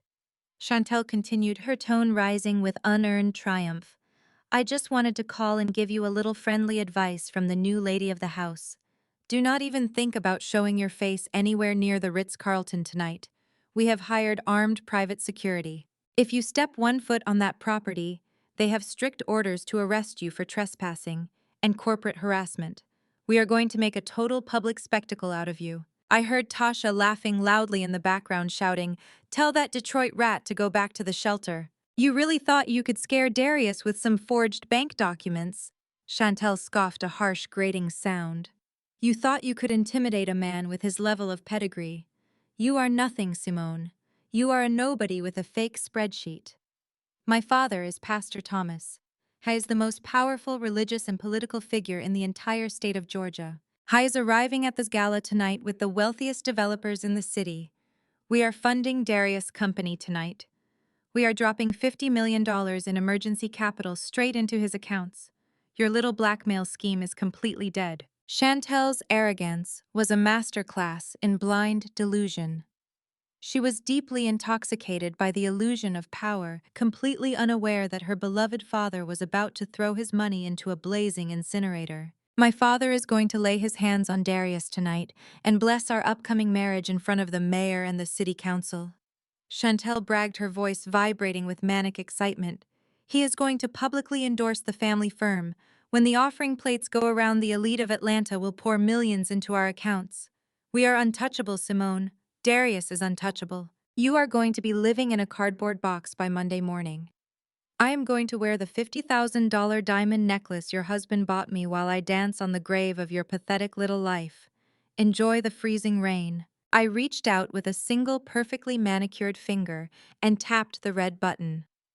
The call disconnected, instantly cutting off her shrill laughter. I did not sigh. I did not feel a single spike of anger. I felt absolute lethal clarity. I opened my laptop and reviewed the guest list for the charity gala, which my cyber intelligence team had already intercepted from the hotel event coordinator. Vivian had indeed invited the absolute upper echelon of the Atlanta Black elite. Judges, politicians, mega-church pastors, and generational wealth inheritors were all confirmed to attend. They were walking into a financial slaughterhouse dressed in their finest tuxedos and couture gowns. Chantel truly believed her father's $50 million injection would save the sinking ship. She failed to comprehend that $50 million was pocket change compared to the catastrophic debt Darius was hiding. I picked up my secure phone and dialed my chief counsel at Obsidian Holdings. He answered on the first ring. Execute the secondary protocol. I commanded, my voice echoing off the floor-to-ceiling windows of the penthouse. Initiate the immediate foreclosure on the Buckhead estate. There was a brief shuffle of papers on the other end of the line. The primary residence owned by Vivian, my lawyer clarified. Yes, I replied. The reality of Darius' financial crimes extended far beyond the stolen employee pension funds. During the forensic audit, my team uncovered a secondary layer of betrayal that was almost too poetic to believe. Years ago, when Darius first began hemorrhaging money on failed commercial projects, he became desperate for liquid cash to hide his incompetence from Vivian. He could not secure a traditional bank loan due to his toxic credit, so he turned to a predatory shadow lender. To secure that high-interest loan, Darius forged his mother's signature and quietly put the deed to her beloved historic Buckhead mansion up as collateral. Vivian had absolutely no idea that the house she flaunted, the grand estate where she hosted her elite society dinners, had been secretly mortgaged to the hilt by her own golden child. I want Obsidian Holdings to purchase that specific shadow debt immediately, I instructed, pacing across the hardwood floor.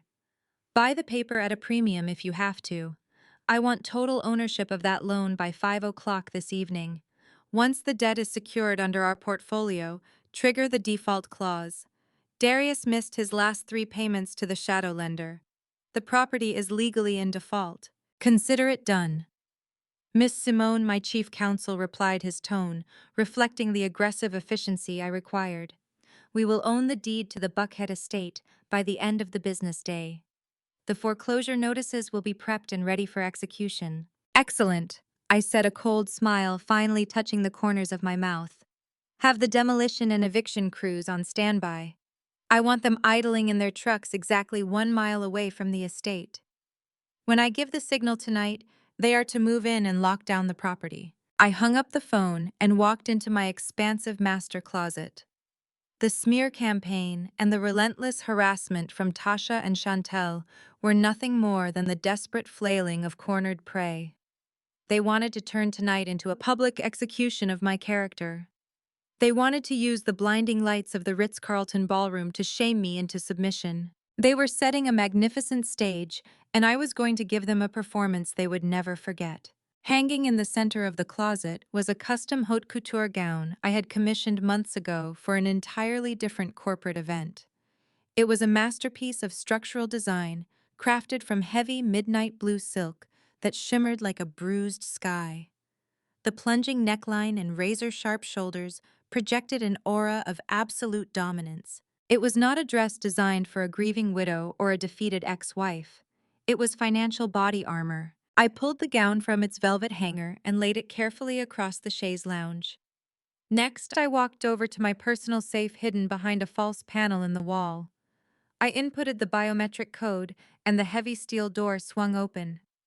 Inside, resting on a velvet tray, was a small encrypted USB drive. This tiny piece of hardware contained the complete unredacted financial history of Darius and his entire fraudulent enterprise.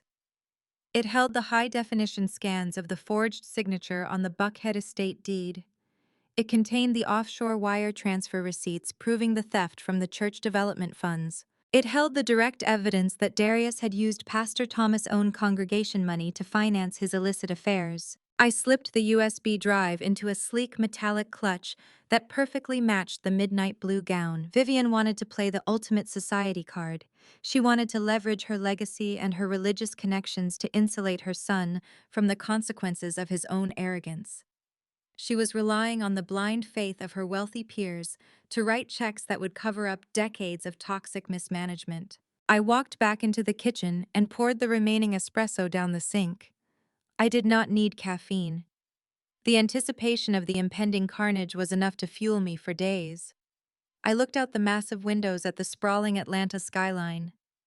The sun was beginning to dip below the horizon, casting long, dark shadows across the city streets. The Ritz-Carlton was just a few miles away, currently buzzing with caterers and florists, setting up the grand ballroom for the social event of the season. They thought they had locked me out. They thought their armed private security guards and their fake news articles had built an impenetrable wall around their fragile egos. They had completely failed to realize that the woman they were trying to lock out was the very person who owned the building, the bank, and the ground they were standing on.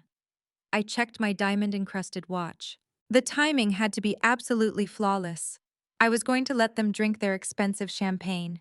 I was going to let Vivian step up to the podium and sing her praises to the high heavens. I was going to let them reach the absolute pinnacle of their false victory before I tore the foundations straight out from under their designer heels. The grand ballroom of the Ritz-Carlton in downtown Atlanta was a masterclass in aggressive opulence. Every inch of the massive space had been transformed into a glittering fortress of fake generational wealth.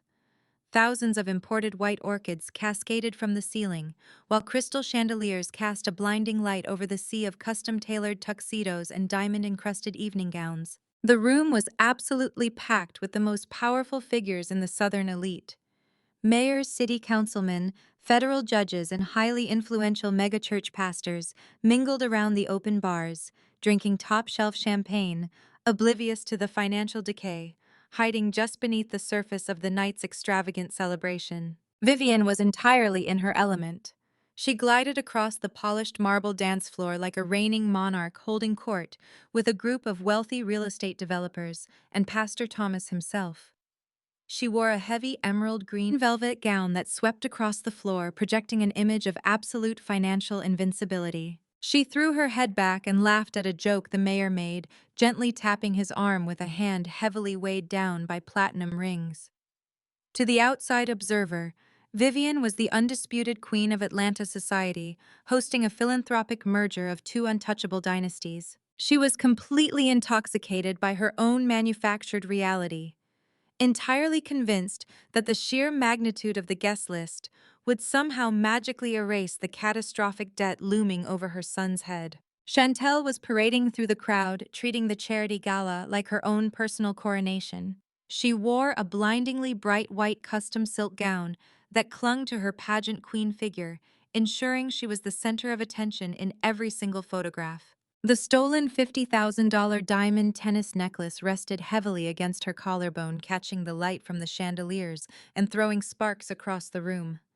She clung to the arms of the wealthiest wives in the congregation, loudly boasting about her upcoming role as the wife of the new chief executive officer. She flipped her hair and casually dropped hints about the $50 million bridge funding her father was preparing to announce, acting as if she had personally brokered the greatest business deal in the history of the city.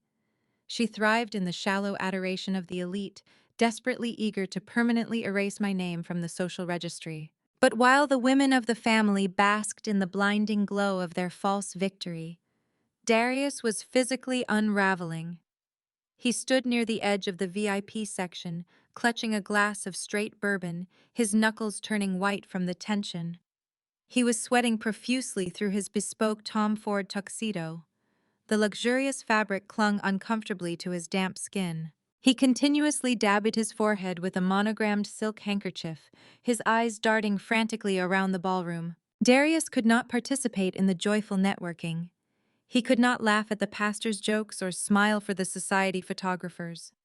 The primal terror he had experienced in the law office was still crawling up his spine. Every time a waiter dropped a tray or a heavy set of doors swung shut, Darius flinched violently. He kept staring at the grand double doors at the main entrance of the ballroom, expecting a team of federal agents to march through at any given second.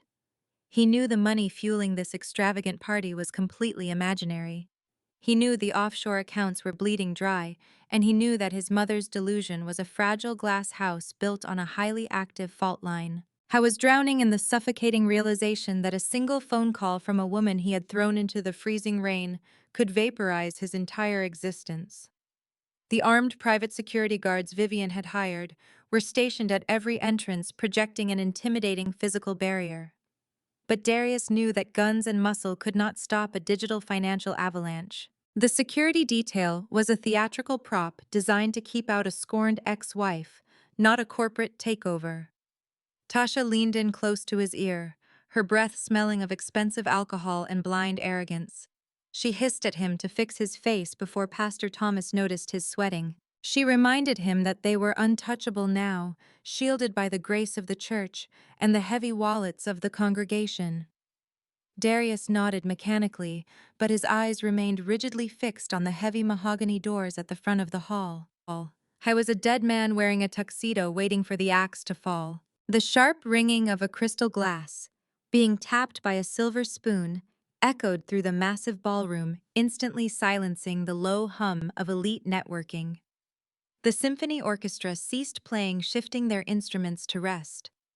The crowd turned their attention toward the grand stage erected at the far end of the room, framed by cascading floral arrangements and velvet drapery. Vivian ascended the short staircase, her emerald gown trailing heavily behind her. She moved with the calculated grace of a seasoned politician, stepping up to the clear acrylic podium and adjusting the microphone. The spotlight hit her face, illuminating her arrogant smile. "Welcome, distinguished guests, beloved friends, and esteemed pillars of our great city." Vivian began, her voice booming with practiced theatricality. "Tonight we gather not just to celebrate the future of our historic commercial enterprise, but to celebrate the very foundation of what makes our community so powerful. We are here to celebrate legacy. We are here to honor generational wealth and the sacred duty we have to protect our bloodlines from those who seek to tear us down." The crowd erupted into polite, sophisticated applause. Pastor Thomas stood in the front row, nodding solemnly in agreement with her rhetoric. Chantel stood directly beside the stage, beaming, radiating the manufactured glow of a conquering hero. "For too long, our family has carried a heavy burden." Vivian continued, placing a dramatic hand over her heart, feigning deep emotional distress. "We welcomed a stray into our home. We attempted to elevate someone who lacked the fundamental pedigree to understand the weight of our historic name. But as the old proverb says, you cannot turn a common street stone into a flawless diamond. Tonight we are officially cleansing the family tree. We are removing the toxic dead weight that has held my son back from reaching his ultimate destiny." Darius wiped his forehead again, shifting uncomfortably on his feet. The crowd leaned in, whispering among themselves, relishing the scandalous public confirmation of the divorce. "But from darkness comes absolute blinding light," Vivian declared, her voice rising to a triumphant crescendo. "Tonight, my son Darius takes his rightful place as the chief executive officer of our new joint empire, and he will not rule alone. He will be joined by a woman who truly understands the meaning of elite grace. A woman raised in the light of the Lord and the power of true Atlanta royalty. Please welcome to the stage the future of our family, my beautiful soon-to-be daughter-in-law, Chantel." The ballroom exploded into thunderous applause. Chantel gracefully climbed the stairs, her white silk gown flowing elegantly behind her. She embraced Vivian in a highly choreographed display of familial affection, turning to wave at the flashing cameras of the society photographers. Pastor Thomas raised his hands in the air, shouting a blessing over the room. Darius was forced to step out of the shadows and join them on the stage, pasting a stiff, terrified smile onto his sweating face. Vivian took the microphone once more, ready to ask Pastor Thomas to step forward and announce the $50 million emergency church funding that would officially seal their victory. Before she could speak a single syllable, the heavy mahogany double doors at the main entrance of the ballroom flew open with a violent, resounding crash. The loud impact echoed like thunder over the applause. The doors hit the wall so hard the brass handles gouged into the expensive wallpaper. The armed private security guards stationed at the entrance were instantly pushed aside by my own team of elite tactical contractors dressed in unmarked black suits. The sudden aggressive breach severed the joyful atmosphere in an instant. The applause died a rapid, agonizing death. The smiles vanished from the faces of the wealthy investors. The photographers lowered their cameras in sheer confusion. I stepped through the threshold and walked directly into the blinding light of the ballroom. I wore the custom haute couture midnight blue silk gown. The razor-sharp structured shoulders and plunging neckline projected an aura of absolute lethal dominance.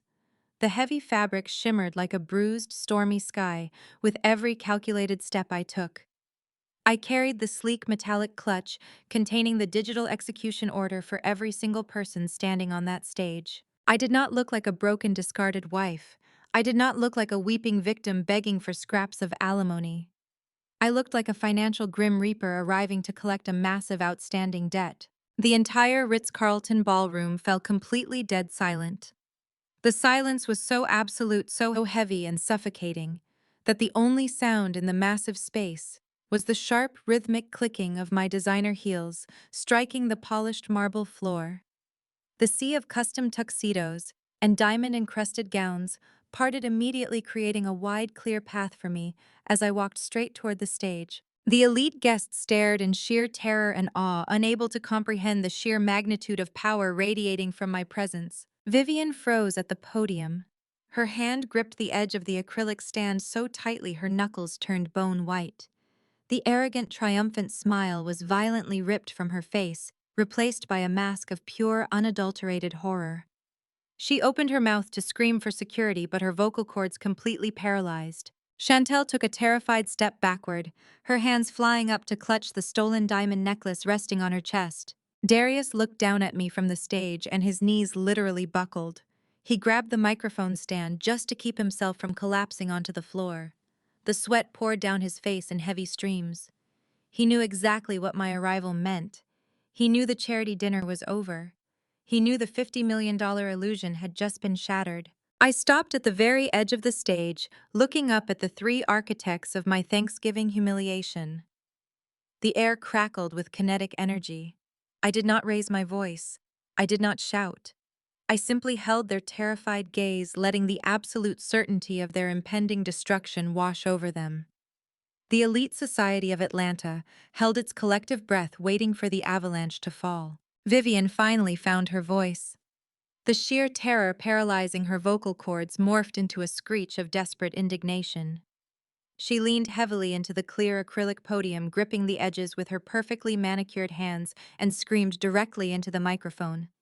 "Security! Remove this woman immediately. She is a deranged trespasser. Arrest her." Her voice echoed harshly through the massive sound system, but the command fell completely flat. The armed private security guards she had hired to protect her elite guests were securely pinned against the far walls by my own tactical contractors. Nobody moved to protect the matriarch. Nobody stepped forward to shield Darius. The elite society guests simply watched, completely transfixed by the violent collision of power happening right in front of them. I did not blink. I did not flinch. I kept my posture perfectly rigid, radiating the absolute authority of a woman who held the ultimate execution switch. I slowly raised my left hand, the vintage Rolex gleaming under the brilliant chandelier lights, and gave a sharp, deliberate snap of my fingers. Up in the audiovisual control booth, overlooking the grand ballroom, My cyber intelligence team had already bypassed the hotel security protocols. They had completely hijacked the main server. The soft ambient lighting of the Ritz-Carlton ballroom instantly snapped to a harsh, unforgiving bright white. The gentle classical music was violently cut off, leaving a ringing silence in its wake. The giant high-definition projector screens flanking the main stage suddenly flashed to life. They had previously displayed a rotating slideshow of elegant engagement photos, showing Darius and Chantel smiling on a luxury yacht. Yet now the screens displayed something entirely different. The massive digital displays lit up with highly sensitive classified financial records. The crowd gasped in unison, a sharp collective intake of breath that sucked all the oxygen out of the enormous room. Displayed in towering 20-foot-high letters were the offshore bank statements belonging to Darius. The screens showed the intricate web of Cayman Island shell accounts, exposing the exact routing numbers he had used to hide his catastrophic failures from the world. The dummy corporations he had proudly named Peach State Holdings and Buckhead Legacy Trust were laid bare for everyone to scrutinize. But the financial exposure did not stop there. The screens shifted dynamically, displaying a brutal red graph. It showed the true net worth of the historic real estate firm. The number blared in massive crimson font, negative $120 million. Beside that devastating figure was the official notice of foreclosure on Vivian's beloved Buckhead estate bearing her own forged signature. The whispering in the crowd erupted into a deafening roar. Wealthy developers pointed at the screens, their faces twisting in fury as they realized the extent of the fraud. The city councilman who had ignored me at Thanksgiving spilled his expensive scotch down the front of his tuxedo, completely stunned. Politicians whispered frantically to their aides, desperately trying to calculate their own exposure to the toxic family standing on the stage. The elite society members who had been singing Vivian's praises just moments ago now backed away from the stage as if she were carrying a contagious disease. Vivian turned her head slowly, looking at the massive screen illuminating her complete financial ruin. Her jaw dropped open. She let out a strangled gasp, clutching her emerald gown, as the reality of her shattered legacy was broadcast in high definition to every single person she had spent her life trying to impress. The foreclosure notice hung over her head like a digital guillotine, proving that her generational wealth was nothing but smoke and mirrors, funded by predatory loans and criminal forgery. Darius squeezed his eyes shut, unable to look at the undeniable proof of his own incompetence. He knew the numbers on that screen represented decades in a federal penitentiary. The entire ballroom was vibrating with the chaotic energy of a massive public scandal unfolding in real time. The flawless facade of the Atlanta Black elite had been ripped open, exposing the rotting foundation underneath. I stepped forward, moving deliberately toward a stunned event coordinator standing near the edge of the stage. He was frozen in terror, holding a wireless microphone tightly against his chest. I reached out and pulled the microphone from his unresisting grip. I flipped the power switch on, and the green light flared, confirming the device was active. I turned back to face the stage, raising the microphone to my lips. My voice boomed through the massive ballroom speakers, cutting instantly through the panicked shouting of the crowd. Since we are talking about legacy, Vivian, I announced, my tone slicing through the heavy air with surgical precision. Let us talk about how your son actually funds this grand historic empire. Let us talk about the specific accounts he raided to buy his way into this prestigious congregation tonight. The room fell silent again, eager to consume every drop of the scandalous revelation. I signaled the tech booth with another gesture. The giant screens flashed, bringing up a new set of highly incriminating financial documents. These records bore the official seal of Pastor Thomas Megachurch, showing the internal routing for the massive community development fund. Darius did not just steal from his own employee pension fund, I declared, ensuring every syllable echoed perfectly across the ballroom. He embezzled $3 million directly from Pastor Thomas Church Development Fund. He stole the hard-earned tithes and offerings of the working-class congregation sitting in this very room. He drained the community outreach budget, and do you want to know exactly what he did with that sacred money? The screens changed again, displaying the bill of sale for a custom-imported sports car and a luxury midtown penthouse. The buyer listed on the official deeds was Chantel. I used $3 million of church funds to buy Chantel a sports car and a luxury apartment, I stated, pointing directly at the terrified former pageant queen standing on the stage. He stole from the sick and the poor of Atlanta, so his mistress could play house in a penthouse she did not earn. Your brilliant chief executive officer is nothing but a common thief who robbed the house of God to fund his infidelity. The reaction was instantaneous and violently explosive. The front row of the audience consisted entirely of Pastor Thomas' most loyal deacons and top-tier investors. They erupted in furious shouts. Women in the crowd screamed in pure indignation, realizing their weekly donations had paid for the diamond tennis necklace currently resting on Chantel's chest. The very women who had praised Chantel's pedigree were now shouting absolute disgust. Pastor Thomas, who had been standing near the front of the stage, suddenly dropped his crystal champagne flute. The expensive glass shattered into 100 pieces against the marble floor. The pastor was a formidable man, a pillar of the community, who had built a massive religious empire on a foundation of absolute trust and strict moral authority. His face turned a dangerous shade of crimson. The veins in his neck bulged against his starched white collar. He realized in real time that his own daughter had knowingly accepted gifts, bought with money stolen from his devoted congregation. She had made him an unwitting accomplice to massive federal wire fraud. She had completely humiliated the church in front of the mayor, the city council, and every major developer in the state of Georgia. Pastor Thomas let out a roar of absolute pure fury. He did not wait for security. He stormed up the short staircase to the stage, his heavy footsteps shaking the wooden platform. The sheer force of his rage made the remaining guests step back in genuine fear. Chantel saw her father charging toward her and let out a high-pitched shriek of terror. She tried to step backward, tangling her designer heels in the heavy silk train of her custom white gown. "Daddy, please," she begged, holding her hands up defensively, tears streaming down her perfectly contoured face. "Daddy, I did not know where the money came from. I swear to God I thought he was rich. I thought his family had money." Pastor Thomas did not hesitate. He did not care about the flashing cameras or the hundreds of elite guests watching his every move. He reached Chantel and swung his hand backward, delivering a devastating open-handed slap directly across her face. The sharp, violent crack of the impact echoed through the microphone still gripping the acrylic podium. Chantel was thrown completely off balance. She collapsed hard onto the wooden stage, tearing the delicate fabric of her expensive gown. The $50,000 diamond tennis necklace snapped under the force, sending dozens of tiny, sparkling diamonds scattering across the floor like cheap glass beads. They bounced and rolled, stopping right at Darius' trembling knees. "You have brought shame upon the house of the Lord," Pastor Thomas bellowed, standing over his weeping daughter, his chest heaving with uncontrollable rage. "You have disgraced my name, and you have stolen from the hands of the faithful. You are no daughter of mine." Darius tried to scramble backward, attempting to put distance between himself and the furious pastor, but he tripped over the microphone stand and fell hard onto his knees. Vivian stood completely paralyzed, watching the absolute slaughter of her carefully constructed reality.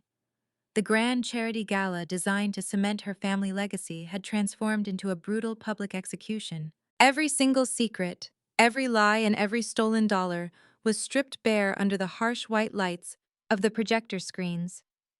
I stood at the edge of the carnage, the microphone resting loosely in my hand, watching the arrogant kings and queens of Atlanta burn their own kingdom to ashes. The complete destruction of his fabricated reality finally snapped the last remaining thread of Darius' sanity. He looked at Chantel weeping on the shattered diamonds. He looked at Pastor Thomas turning his back in absolute disgust. Then his bloodshot eyes locked onto me standing calmly at the edge of the stage. The sheer magnitude of his failure morphed instantly into a blind, violent rage. He let out a guttural, animalistic scream that tore through his vocal cords. He pushed himself off the wooden platform, launching his entire body toward me. His hands curled into tight, aggressive fists, aiming directly for my throat. He wanted to physically destroy the woman who had financially ruined him. I did not step back. I did not flinch or raise my hands to defend myself. I knew exactly what was waiting just outside the ballroom perimeter. Before Darius could even close half the distance between us, The heavy mahogany doors at the rear of the ballroom flew open with a second deafening crash. This time, it was not my private security contractors stepping through the threshold. It was a heavily armed tactical unit of the Federal Bureau of Investigation, alongside senior agents from the Securities and Exchange Commission. They stormed into the glittering Ritz-Carlton ballroom, wearing dark tactical vests that starkly contrasted with the sea of custom tuxedos and silk gowns. Federal agents, nobody move. A senior agent roared, his voice carrying an undeniable absolute authority that froze the entire room in place. Darius was completely blinded by his furious momentum. He did not stop charging toward me. Two federal agents intercepted him mid-stride. They tackled him with brutal, uncompromising force. The impact sent Darius crashing hard onto the marble floor right at my feet. The heavy collision knocked the wind entirely out of his lungs, ending his pathetic attempt at violence. His expensive, bespoke tuxedo jacket ripped loudly along the shoulder seam as the agents aggressively pinned his arms behind his back. The sharp metallic click of heavy steel handcuffs locking around his wrists echoed crisply in the dead silent ballroom. Darius Hayes, you are under arrest for federal wire fraud, embezzlement, and conspiracy to commit money laundering, the arresting officer recited, pressing a knee firmly between Darius' shoulder blades. You have the right to remain silent. I highly suggest you use it. Darius thrashed against the cold marble floor, his face pressing into the scattered remnants of Chantel's broken diamond necklace. He was no longer the arrogant heir to a generational real estate empire. He was a humiliated, weeping criminal bleeding on the floor of a luxury hotel. He twisted his neck frantically, looking up toward the stage. "Mom," he screamed, his voice cracking in absolute terror. "Call the governor. Call the judge. Tell them they cannot do this to our family." Vivian remained frozen behind the acrylic podium, gripping the edges so tightly, her acrylic nails threatened to snap. The color had entirely drained from her face, leaving her looking hollow and aged. She could not call the governor. She could not call a judge. They watched the federal agents drag her golden child off the floor, pulling him upright by his handcuffed arms. Darius stumbled, his legs shaking violently under the weight of his impending 15-year prison sentence. The federal agents flanked him on both sides, marching him straight down the center aisle of the ballroom. As Darius was paraded past me, our eyes locked for one final fleeting moment. The arrogant king of the Atlanta Black elite was weeping openly, his tears mixing with the sweat and dirt on his ruined face. I offered him a slow, deliberate nod, acknowledging his absolute defeat. He lowered his head, unable to hold the gaze of the woman who had orchestrated his spectacular public demise. The moment the federal agents marched Darius through the grand double doors, the paralyzing shock holding the elite guests captive instantly shattered. The high society crowd erupted into a chaotic frenzy of self-preservation. The very same politicians and wealthy developers who had clinked champagne glasses with Vivian just 30 minutes prior now scattered like roaches fleeing a sudden blinding light. The mayor forcefully pushed past a waiter, completely ignoring Vivian as she reached out a trembling hand toward him. "I do not know these people," the mayor announced loudly to his crisis management team as he rushed toward the nearest exit. "I was invited here under false pretenses. Cancel all city contracts with their firm immediately." Other socialites quickly followed suit, frantically deleting photos from their social media feeds and loudly proclaiming their utter disgust. Pastor Thomas grabbed Chantel by the arm, hauling her forcefully off the wooden stage. He dragged his weeping, ruined daughter through a side corridor, desperate to distance his church from the radioactive fallout of the stolen pension funds. The impenetrable fortress of elite society, loyalty completely evaporated, leaving Vivian entirely isolated on the empty stage. Near the back of the ballroom, Tasha realized the catastrophic severity of the situation. The spoiled sister who had kicked my luggage down the stairs and proudly posted photos of my stolen kitchen was now gripped by sheer primal panic. She slipped off her expensive designer heels, leaving them abandoned on the plush carpet. She thought she could simply slip into the shadows and escape the sinking ship unnoticed. She pushed through the swinging kitchen doors, only to run face first into a towering federal investigator. The agent did not flinch. He simply reached into his jacket pocket and retrieved a thick manila envelope, handing it directly to the terrified woman. Natasha Hayes, the agent, stated, his voice flat and uncompromising. You are officially being served. You are hereby subpoenaed to appear in federal court on charges of accessory to wire fraud and conspiracy to commit credit card fraud. Tasha snatched her hands back as if the envelope was on fire. No, she shrieked, her voice echoing off the stainless steel kitchen appliances. I did not do anything. It was his money. Darius gave me those cards. I just bought shoes and purses. I did not know the money was stolen from a church. You cannot do this to me. I have a reputation. The agent simply dropped the heavy envelope onto the floor right at her bare feet. Ignorance of a crime is not a valid legal defense, Mom. I strongly suggest you retain independent legal counsel before tomorrow morning. While Tasha collapsed onto the kitchen floor, sobbing over her shattered social standing, an even more brutal reckoning was unfolding near the open bar. Kendrick Sterling, the ruthless, untouchable divorce attorney, had attempted to blend in with the fleeing crowd. He had grabbed a discarded napkin and was actively trying to wipe the nervous sweat from his forehead as he shuffled toward the main elevators. He did not make it past the coat check. 3 financial fraud investigators surrounded him, blocking his escape route. Kendrick immediately puffed up his chest, attempting to weaponize his prestigious legal background. Step aside, gentlemen. Gentlemen, Kendrick commanded, pointing an authoritative finger at the lead investigator. I am a senior partner at Sterling and Associates. You have absolutely no jurisdiction to detain me without a warrant. The lead investigator reached onto his belt, retrieving a pair of heavy steel handcuffs. We have a warrant, Mr. Sterling, signed by a federal judge exactly 20 minutes ago. We have full access to your offshore accounts. We tracked the $5 million you illegally funneled into the Hayes family real estate firm. We also have the communications where you advised your client on how to hide stolen pension funds from the Internal Revenue Service. Kendrick's arrogant posture instantly collapsed.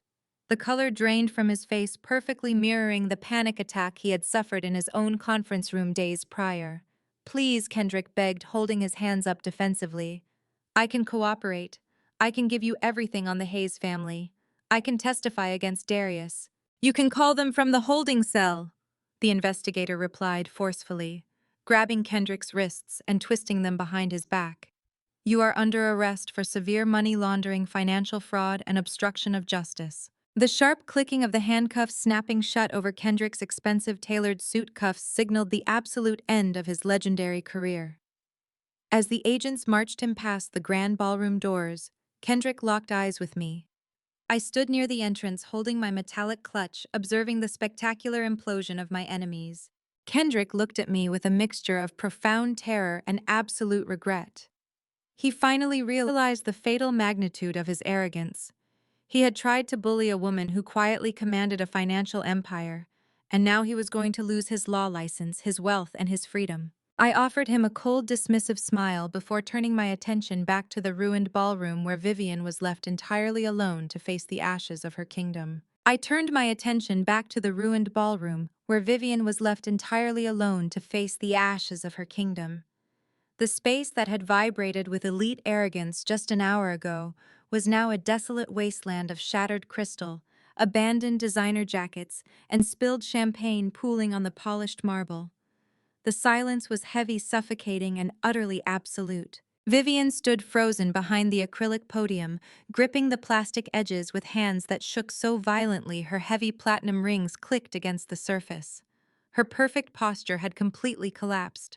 She looked like a hollowed-out shell of a woman stripped of the generational wealth illusion that had shielded her entire existence. Her eyes darted frantically around the empty room, desperately searching for a single friendly face, a single politician or megachurch pastor who might have stayed behind to offer her a lifeline. There was no one. The entire social registry of Atlanta had evacuated the premises, leaving her to drown in the toxic floodwaters her son had unleashed. Slowly, her gaze drifted across the sea of empty tables and locked onto me. I stood near illuminated by the harsh white light of the high-definition projector screens that were still broadcasting her financial ruin to the empty room. The realization of her absolute defeat finally broke through her rigid, narcissistic denial. The haughty, untouchable matriarch of the black elite shattered into a million pathetic pieces. She let out a guttural, desperate sob that echoed loudly across the cavernous ballroom. She abandoned the podium and scrambled down the short wooden staircase of the stage. Her heavy emerald green velvet gown caught under her designer heel, causing her to stumble awkwardly. She did not bother to regain her regal composure. She practically crawled across the debris-littered dance floor, dragging her expensive dress through puddles of spilled alcohol and crushed floral arrangements. She moved toward me with a frantic, urgent energy, her face entirely ruined by smeared mascara and streaked eyeliner. The woman who had proudly commanded me to clean up my own luggage from her driveway was now rushing toward me with the desperate, panicked intensity of a cornered rat. She closed the final few feet between us and completely abandoned any remaining shred of her dignity. Vivian threw her body forward, falling heavily onto her knees right at my feet. The impact echoed sharply in the quiet room. She reached out with trembling, manicured hands and desperately grasped the hem of my midnight blue silk gown. "Simone, please," Vivian wailed, her voice cracking into a high-pitched, hysterical screech. "Please listen to me. You have to stop this. You have to call the federal agents and tell them it was all a misunderstanding. We are family. We have always been family." I looked down at the weeping, broken woman clutching my dress. I did not step back. I did not attempt to pull my fabric from her desperate grip. I simply stared at her, feeling absolutely nothing but a profound, icy detachment. "You know I always loved you, Simone," Vivian sobbed, burying her face against my legs, tears soaking into the silk material. "I was just trying to push you to be greater. I was trying to mold you into a woman who could handle the massive pressures of our historic society.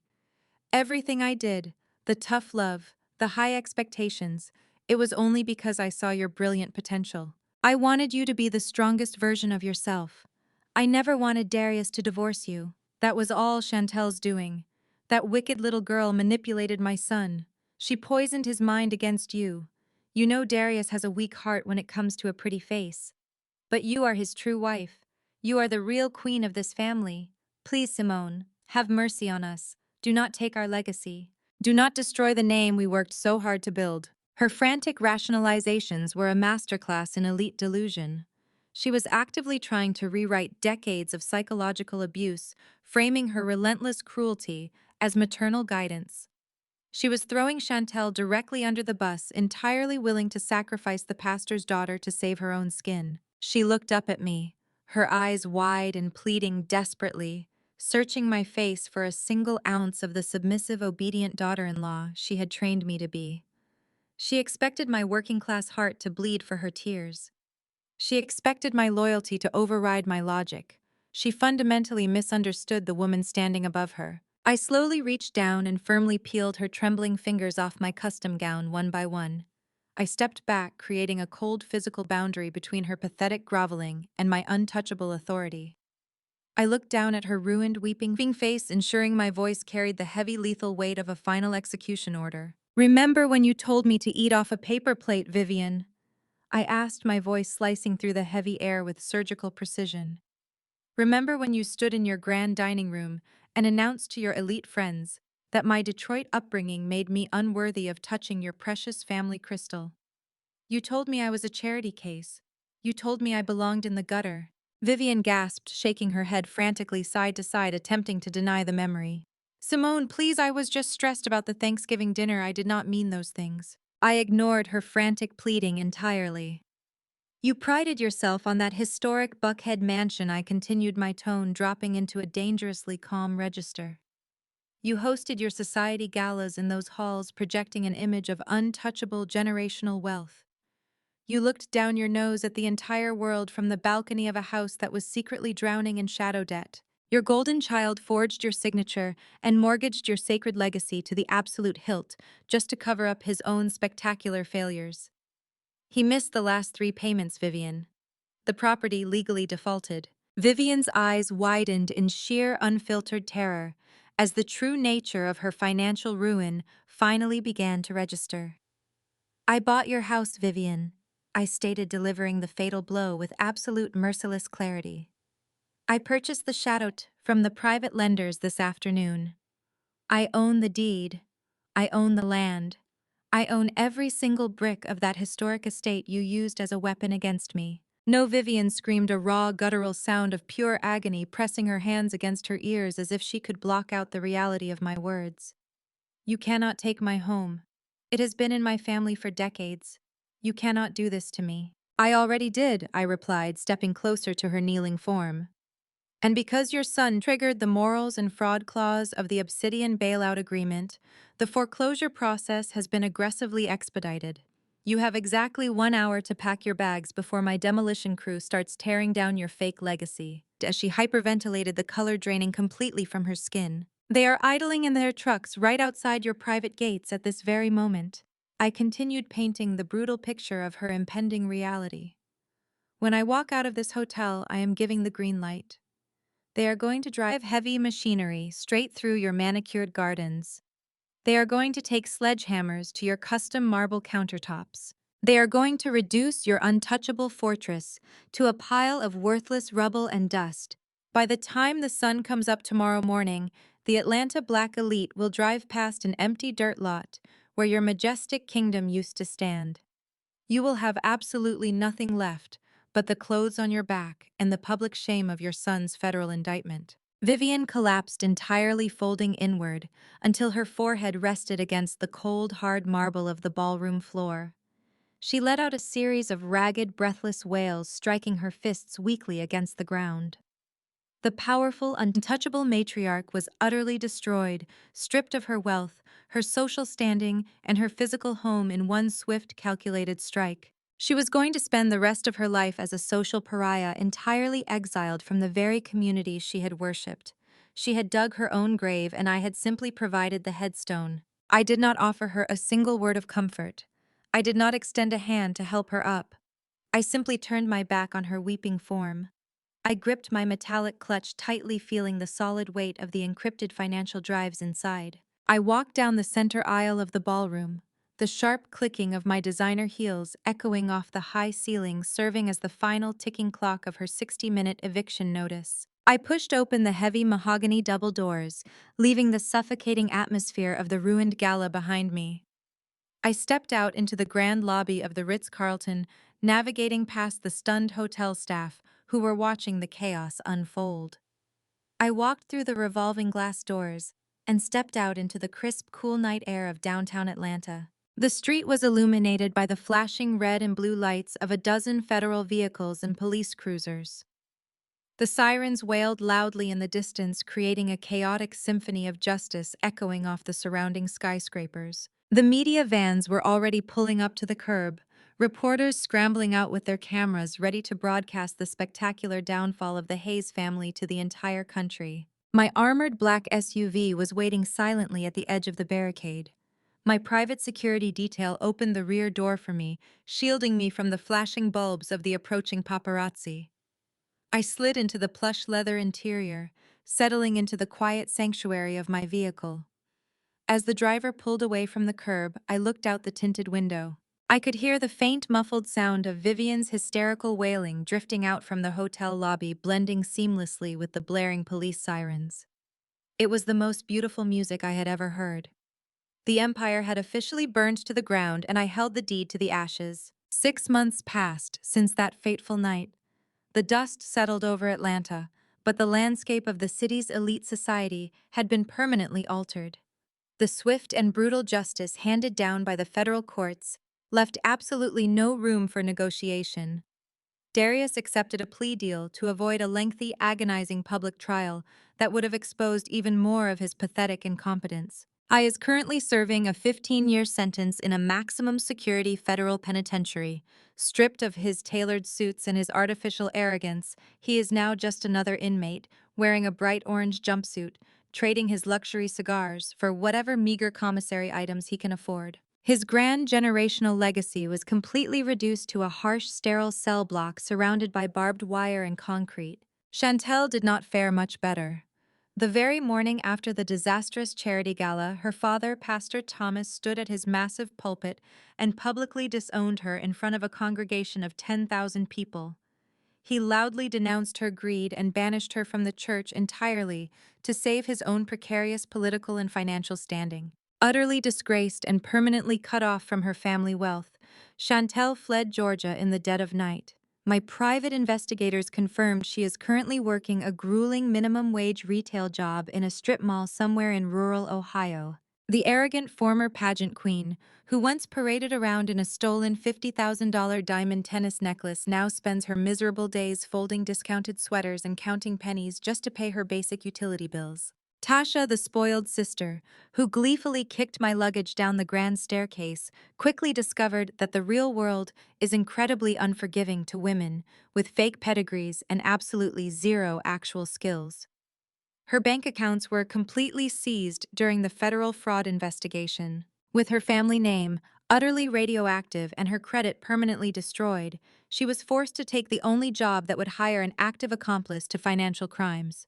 She now works as a cashier at a fast food drive-through on the industrial outskirts of the city. She wears a polyester uniform, handing out paper bags of cheap food to the very same elite society wives she used to sit beside at the exclusive country club. They look right past her, pretending not to recognize the disgraced socialite when they pull up to the window, leaving her to drown in her own daily inescapable humiliation. But the absolute most poetic justice was specifically reserved for Vivian. The untouchable matriarch was violently evicted from her Buckhead estate exactly 1 hour after I left the Ritz-Carlton. My demolition crews moved in long before sunrise, tearing down the grand facade and leaving a barren, empty dirt lot in its wake, destitute and entirely abandoned by her wealthy peers.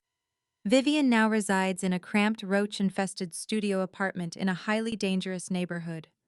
The arrogant woman who aggressively mocked me for my Detroit working-class upbringing now sleeps on a cheap, stained mattress, listening to police sirens wail through the broken windows of her crumbling building. She is a total ghost, an exiled pariah, forever locked out of the elite world she so desperately worshipped. I stood high above the sprawling city skyline, breathing in the crisp, clean air of a new era. The evening breeze swept across the expansive glass balcony of my downtown penthouse, lifting the hem of my tailored white blazer. A small, intimate crowd of genuine colleagues and trusted executives stood behind me, holding crystal glasses filled with top-tier champagne. We were not celebrating a hostile takeover or a corporate execution today. We were launching a legacy built on actual solid ground. I held a pair of gleaming silver scissors in my right hand. A thick, bright red ribbon was stretched across the entrance of the newly renovated philanthropic wing of Obsidian Holdings. I proudly cut the ribbon to thunderous applause, officially opening the doors to a massive new foundation. I designed this specific venture capital fund with one singular aggressive purpose. We are injecting millions of dollars in zero-interest seed money strictly into businesses founded by working-class Black women. We are actively searching for the women who hustle in the shadows, the women who grind through night shifts, the women who are constantly told they do not have the right pedigree to sit at the table. I am giving them the keys to build their own untouchable empires. I handed the scissors to my chief counsel and walked to the very edge of the glass balcony, looking down at the glittering lights of Atlanta. The city looked different to me now. It was no longer a battlefield. It was a canvas. I rested my hands on the cool metal railing, reflecting on the brutal, agonizing journey that had led me to this absolute pinnacle of power. They thought they could break me because they did not know where my roots were planted. They looked at my quiet demeanor and my simple clothes, and they saw a victim waiting to be crushed. They mistook my loyalty for stupidity. They thought my patience was a lack of ambition. They believed their loud, arrogant voices could easily drown out my silent, relentless hustle. But they forgot a fundamental rule of survival. Never mistake a woman's silence for weakness. When a woman stops arguing, when she stops crying, when she stops begging for basic human respect, it does not mean she has surrendered. It means she is actively reloading.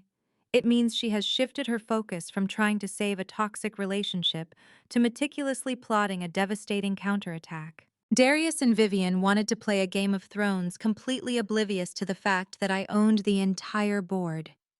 They built a majestic, towering castle out of lies, stolen funds, and predatory debt. All I had to do was step back and watch the structural integrity fail under the weight of their own massive egos. Sometimes the absolute best way to destroy a corrupt empire is to let the arrogant kings burn it down themselves while you quietly hold the deed to the ashes. I raised my glass of champagne to the dark sky, offering a silent toast to the hungry, desperate girl from Detroit who never gave up. The war was officially over and I was the only queen left standing.